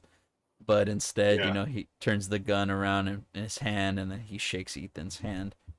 Which Yep. again, we didn't need that Jim Phelps reveal if this is just how it was gonna end. Yeah. It was only set up to cause even more dissension between the both of them. But I mean, all you needed was just what we talked about in the last one, is that you just need to have them at odds, or he's just the guy trying to do his job, and Ethan just keeps one upping him. Like, Yeah. that's Because all it needed to be. yeah, and I mean that's in traditional Ethan fashion, but like, and the way Dead Reckoning ended was, it looked like he was going against Kittredge in that one because he's like, "Well, sir, you're not here, so I'm not following your orders when you're not here." But now all of a sudden in this one, he's following Kittredge around like, you know, which again he would because, but it didn't. The transition from the end of that movie, thinking, okay, well maybe in this one, he's starting to warm up to Ethan's ways, and all of a sudden in this one from the beginning all the way till now, it was like, all right, well he's dead set against Ethan, and now we're gonna get like this origin story for him. Yeah, it creates tension out of nowhere and out of Yeah, nothing. Like, it's like, no, just let it progress naturally. Because he could have been, the way that I viewed him, especially in part one, was more akin to Anatoly, the cop that's, yeah, chasing Ethan in Ghost yeah. Protocol. And then at the end, he's just like, and then he's like, okay, yeah, is that the bad guy? Uh huh. You hospital? Uh huh. Like, just that, you know what I mean? Like, that's Yeah, it needed to be more Tommy Lee Jones to Harrison Ford in The Fugitive yeah, sort of character, but it was like, no, they copped out at the end and they made it cheap, and that's where I drew the line. But then from there, we get the ending. We cut back. President Sloan is getting off Air Force One, and then it's revealed her son is there. He's one of the yeah, soldiers, and he's like, "Hi, mom," and then yeah. they hug each other. She laughs. And then they cut back to London, like they did at the beginning. Ethan's coming out in the same area, the square. Everything's different. There's life Trafalgar now. Square. Yeah, he's in the square, and he's just standing there, and you just see everyone start appearing. You see Ethan, you see Degas coming down Yeah, the steps. You see Paris with the new Paris. haircut. Yep. Benji, we get the reveal Benji's still Yep. alive because last we saw he was It's dead. not Oh, looking good. also forgot to mention when everything was done, Dunlow, his wife, and Degas live. They made it Yep. inside in 10 seconds. So yeah, they didn't do my boy wrong. Benji, we find out is still alive, and then finally Grace shows up, and then this is where she gives Ethan the 5D optical drive with the entity in it, and he just has a look. They have just nods, and they all go their separate ways, and For Ethan now. just yep for now. Ethan Dun, just dun, walks off dun, straight dun. into the crowd, and Yep. I like how they credits. filmed it because it gave off like the like that Scooby Doo thing, right? Because it's like when they're walking away and then the people are walking, but it's not like one of those ones where they just disappear. It's like you can kind of barely see them where they just blend in Assassin's Creed style. Yeah, Where like you can kind of see like if it was the top of the head or the shoulder, it's like you can see it. It wasn't as you know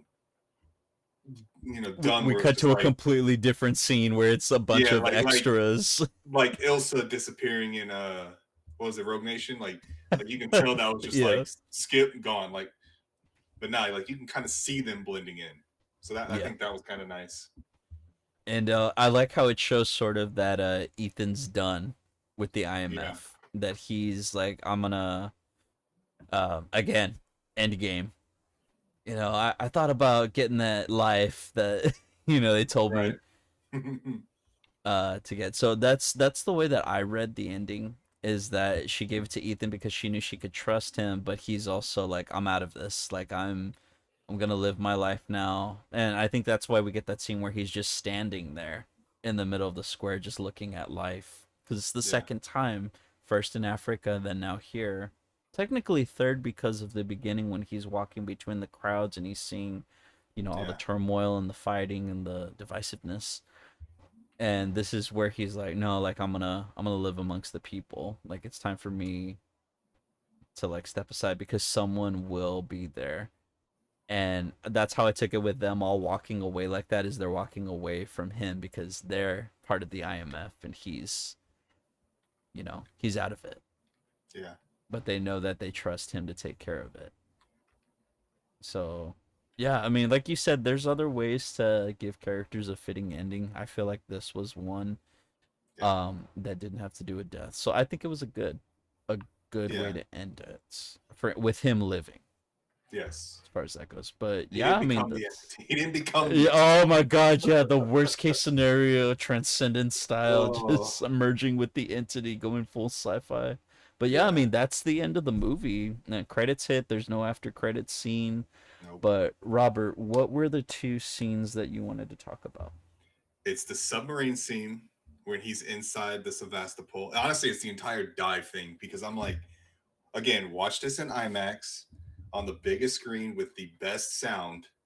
And I promise you, in that whole dive scene into the submarine and navigating that, the sound mixing, the music, the tension is like second to none.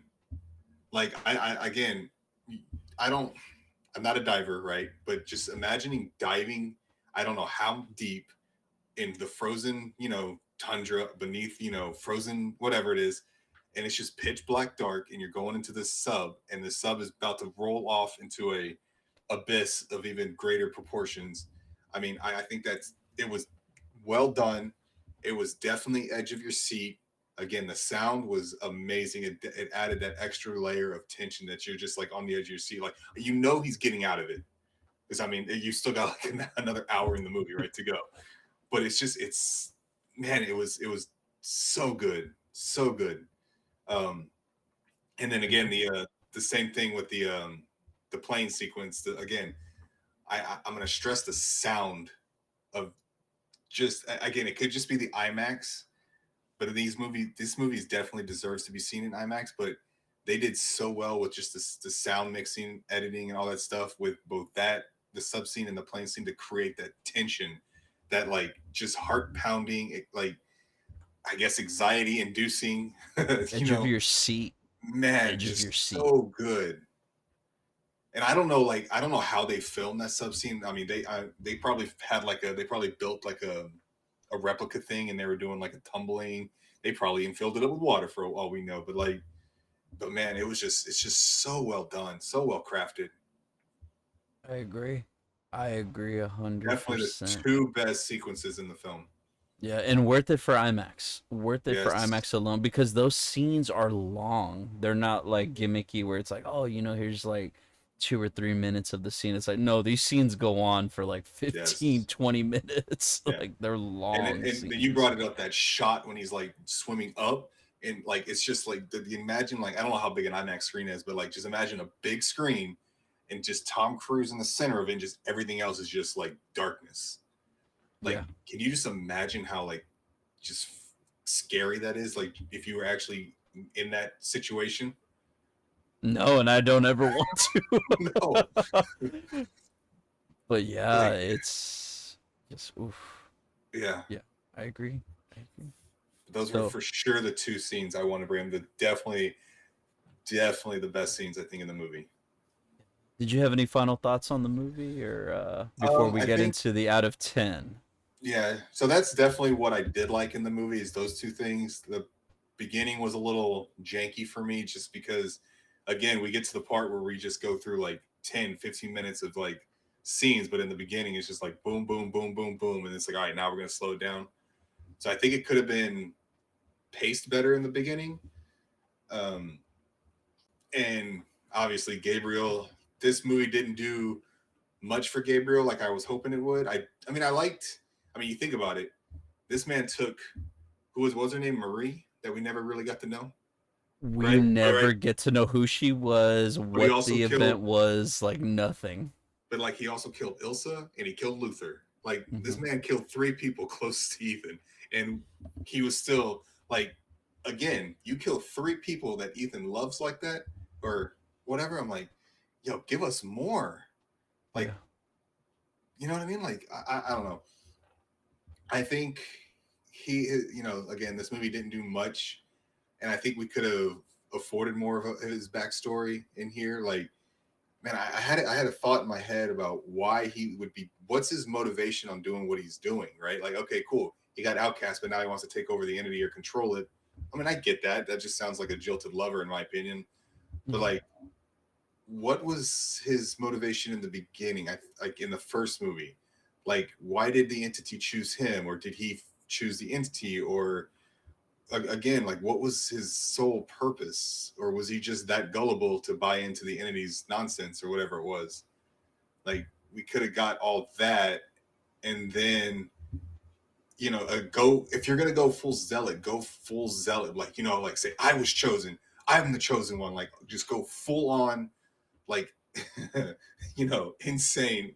And then when you get cast out like that, then you can kind of get that turn about, all right, well now he is that quote jilted type persona now, and he wants to control. Like if he's not the chosen one, then he's going to be the one to to control quote what the anti god. Yeah. So I think the villain could have been definitely written better, and this movie didn't do much in terms of expanding on that. And I thought the payoff of his death was, like you said, it was kind of cheesy. Yeah, it felt Because like I again, said, this man killed three people that Ethan loved. We deserved yeah. like a better written villain, and like in terms of like backstory. Like how many villains have actually killed people that like Ethan doesn't let his friends die. That's his whole thing. Yeah. He'll So do anything to avoid it, anything to exactly. prevent So it. you have a villain that knocks out three of them, especially Ilsa and Luther. Yeah. Like, The come on, man. closest ones, dare you say closest Ooh, ones to yeah. him. Like, let's give this guy like his flowers in terms of like let's build him up. Yeah, which is why to I guess to segue into the out of 10 Yeah. portion. Having said that, what would you give this movie out of 10? Without remembering um, what I gave all the other movies. So I Oh man, believe you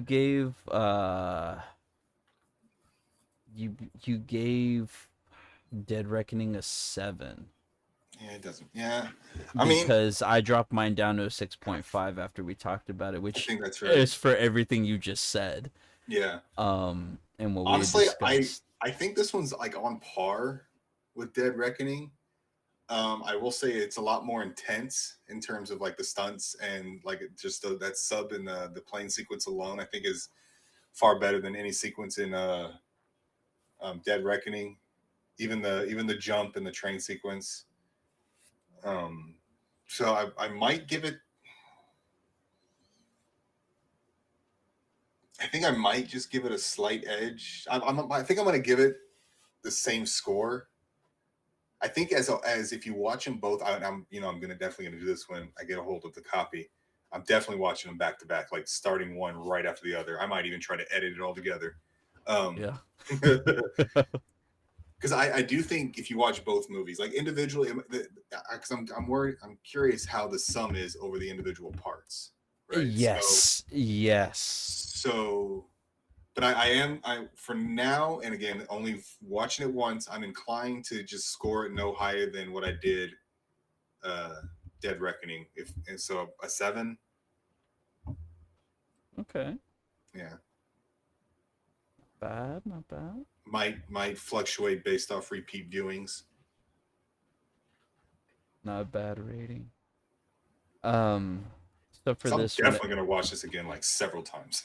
yeah, I feel like let me preface my score by saying I enjoyed this one a lot more than I did Dead Reckoning. Dead Reckoning, it does a lot to undo what's come before, and it takes a lot of really weird turns. And it does a lot of introducing of characters, a lot of stuff that and I said it before in the previous video. It does a lot of introducing that feels way too late in a series that's already saying we're at the end. Yeah. It's like, okay, now we want to start doing this. It's like, no, no, you need to start tying stuff up. If anything, you need to start revealing things that we thought were true at the beginning turned out to be something else. That is how you end something. You don't start, you can introduce maybe one or two new things, but they introduce Yeah. a It was a lot of new lot. stuff. And then it's like, okay, now, and then it's playing catch up with all of this stuff because then it's Yeah. trying to interweave all these new things with the older things, but then put a twist on them. And then it's like you're confusing your audience I mean, it could at have that been point. done. It could have been Yeah, done. It could have been but done well. yeah, But they just didn't explore it. I feel like if they would have yeah, added like maybe, and there's some things that they could trim in Dead Reckoning, and then there's some things that they could have expanded on. So if you trimmed some of the other things, like the car sequence chase scene, I felt like yeah. that could have been trimmed a bit. Um, Maybe even the overall airport scene. Just there's just some things that you could have trimmed and got back some of your runtime that you could have used to expand on other things, and I think it would have been a lot better. Yeah. No, I agree. And there was also a tone difference though. Remember that was something that I had Yeah. brought up was that the tone is very all over the place in the seventh one. This one has more of okay, so I had said about the tone of the movie is that with the Mission Impossible movies, it's always about the seriousness Hmm. of what's going on. And in the last one, it was campy and not Yeah. in a good way. Like it was very Fast and the Furious. Like the humor was way out of character for Mission Yeah. Impossible. The quips, the dialogue, like it's just no. This felt more akin to a Mission Impossible movie. Yeah. This is what Dead Reckoning should have been. It's dark in tone. It has its moments of levity, but it doesn't feel quippy. It doesn't feel improv. Like it feels natural. It feels like no, this is something a character would say or this is probably how they'd react. Um and I feel like they did do a little better with tying in those things, like introducing Dunlow and making him a character. I think was the strongest thing that they did. And Yeah. how I had said in the last one, if you're gonna tie something in from the first one, you need to bring something back and give it like a fresh code or do something great with it. And that I think that's what they did with Dunlow. They turned him into an action star. Like Yeah. he owns this movie, dude. He is one of the Yeah. biggest standouts in the movie. And then, they cheapen that with a Jim Phelps twist. Yeah. Like it's so soap That opera. wasn't Like necessary. yeah, and it does nothing to add to the story. Um, and they should have just, like I said a little while ago, kept it very fugitive like, where it's like he's just Mhm. chasing after Ethan, and Ethan just keeps one upping him, and that's it. Yeah, That's all it like needs to be. he's You know what it was? Oh, you should go by your other name, Robin. right. Like Yeah, that is what it yeah, is. That it's Dark Knight Rises levels of twist, and it's like we yeah. don't need that at the end. That's one of the things that ruins your movie.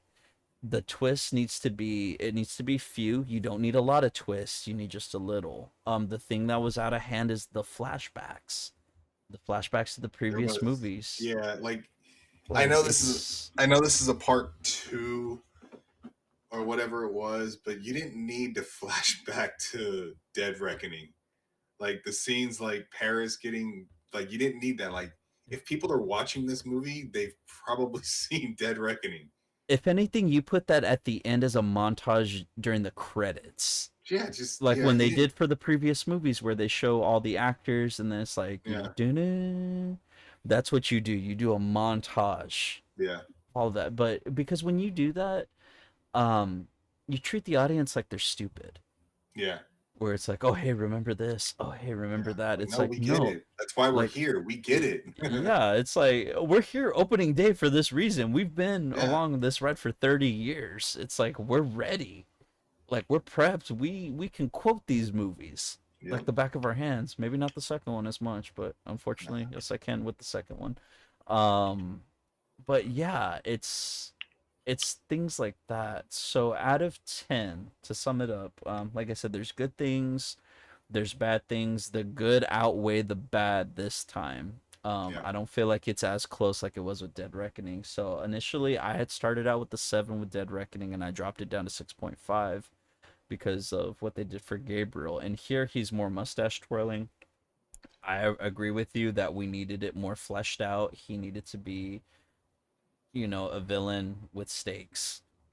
You kill two people. I honestly think they should have killed Benji and let him die right there. I get why they couldn't, but it would have been impactful to the character.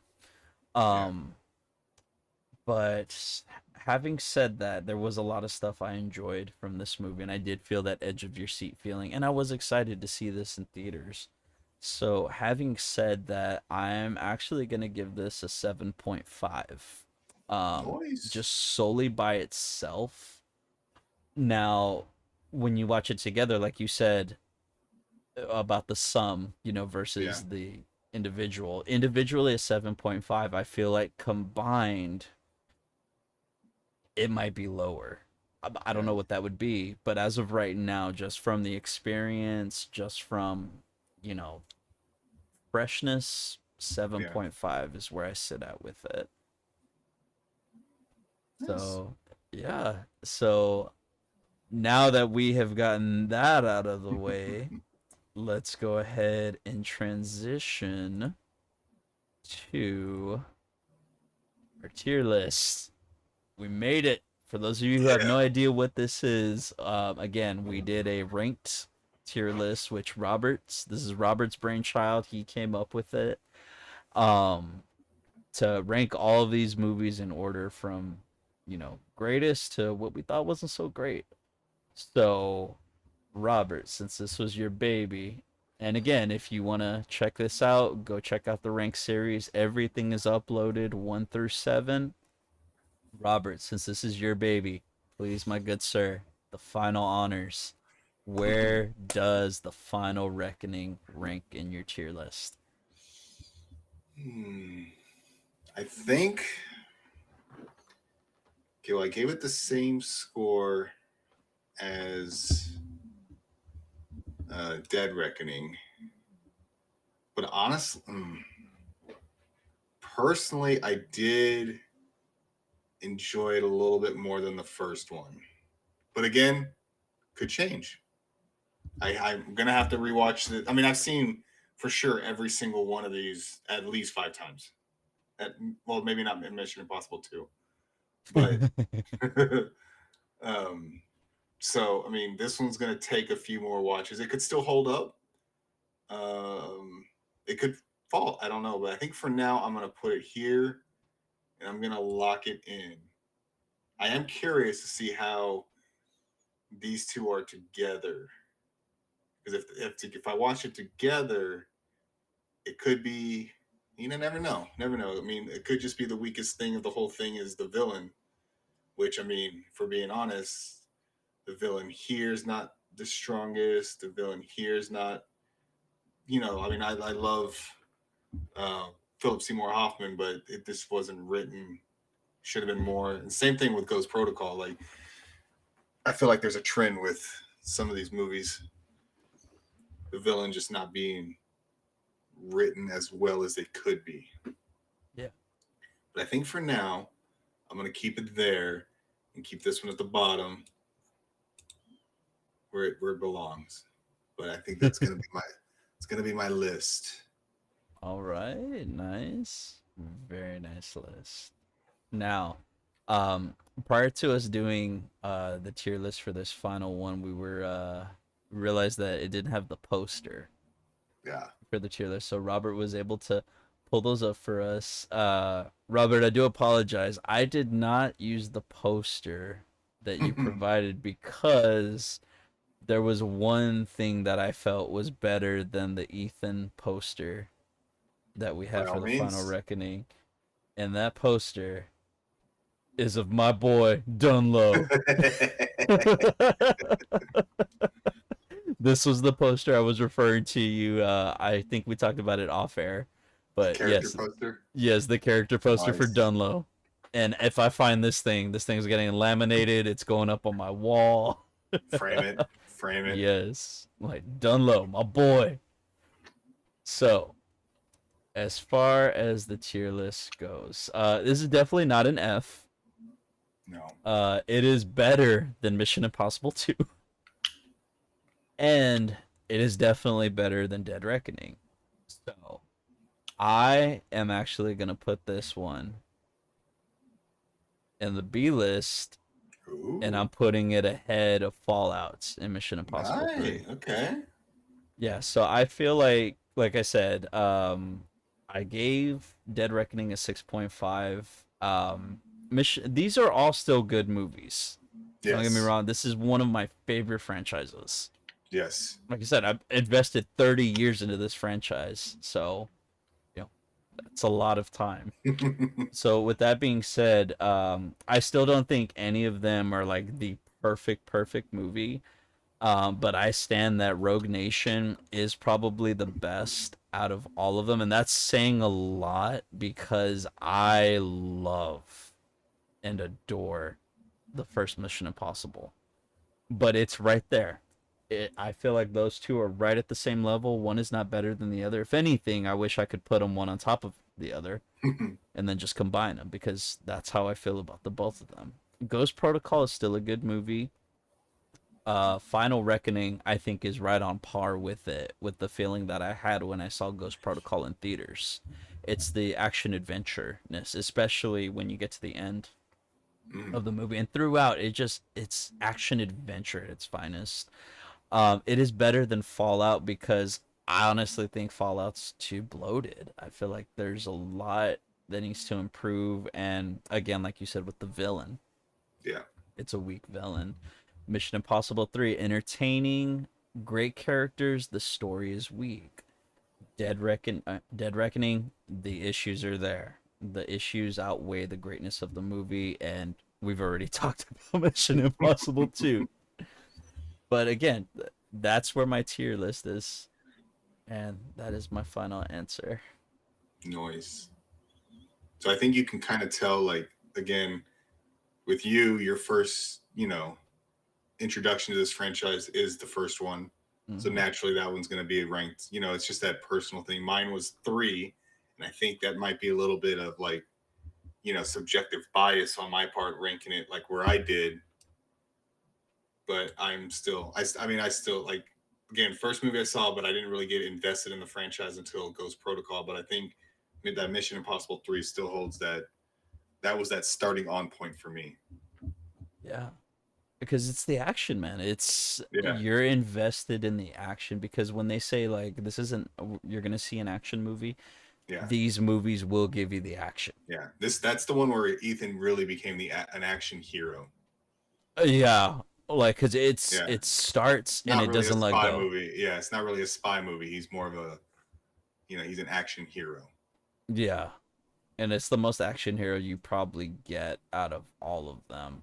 I would say maybe aside from Final Reckoning, because he's pretty Yeah, action hero yeah. in this one. But yeah, I mean that's all I have to say about Mission Impossible Final Reckoning. What about you, Robert? You got anything else you want to talk about on it? I don't think so. I think we covered it pretty well. I think we maybe we'll do something where uh maybe in the future we'll go over what we predicted in our whatever and make a small short little video about what we got right, what we got wrong, and maybe where uh if the franchise comes back, where it could go, but or just in our own head canon. Hey, either way, I like it, and we'll do You know, something with it. or postpartum discussion. Postpartum discussion. I like it. I like it. Yeah, that'd be the name of the video. It'd be like Mission Impossible postpartum discussion, or just postpartum rant. I like it. I like it. Yeah. But yes, thank y'all so much for going on this journey with us. Thank you for your support. Thank you for the likes, the subscriptions. Please, as Robert always says, get in these comments. We want to hear from you. What was your experience with the Final Reckoning? What's your experience overall with this series? Like, just anything. We want to talk with y'all. We want to engage. So, get in on those comments. Aside from that, Robert, is there anything else you want to let them know about the other stuff we have going on the channel? Yes. If you're watching this, I hope you've watched all our other Mission Impossible coverage. If you haven't, go check that out. I think you should check those out before you come watch this film, or if this video. But please let us know what you think. Again, like Ryan said, we want to know what y'all think about the entire Mission Impossible franchise. Where do you rank them? Go watch our previous, Mission Impossible coverage.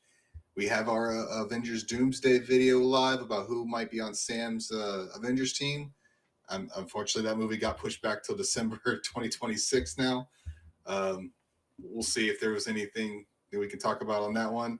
We also have a bunch of trailer reactions on the channel, including, some that we saw watching this movie, like Fantastic Four, Naked Gun. We also have the Now You See Me, just a bunch of trailers for pretty much everyone. And then we also have our Thunderbolts and our Daredevil Born Again coverage. Awesome, awesome, man. I couldn't have said it better myself. Again, thank y'all so much for your time and for watching.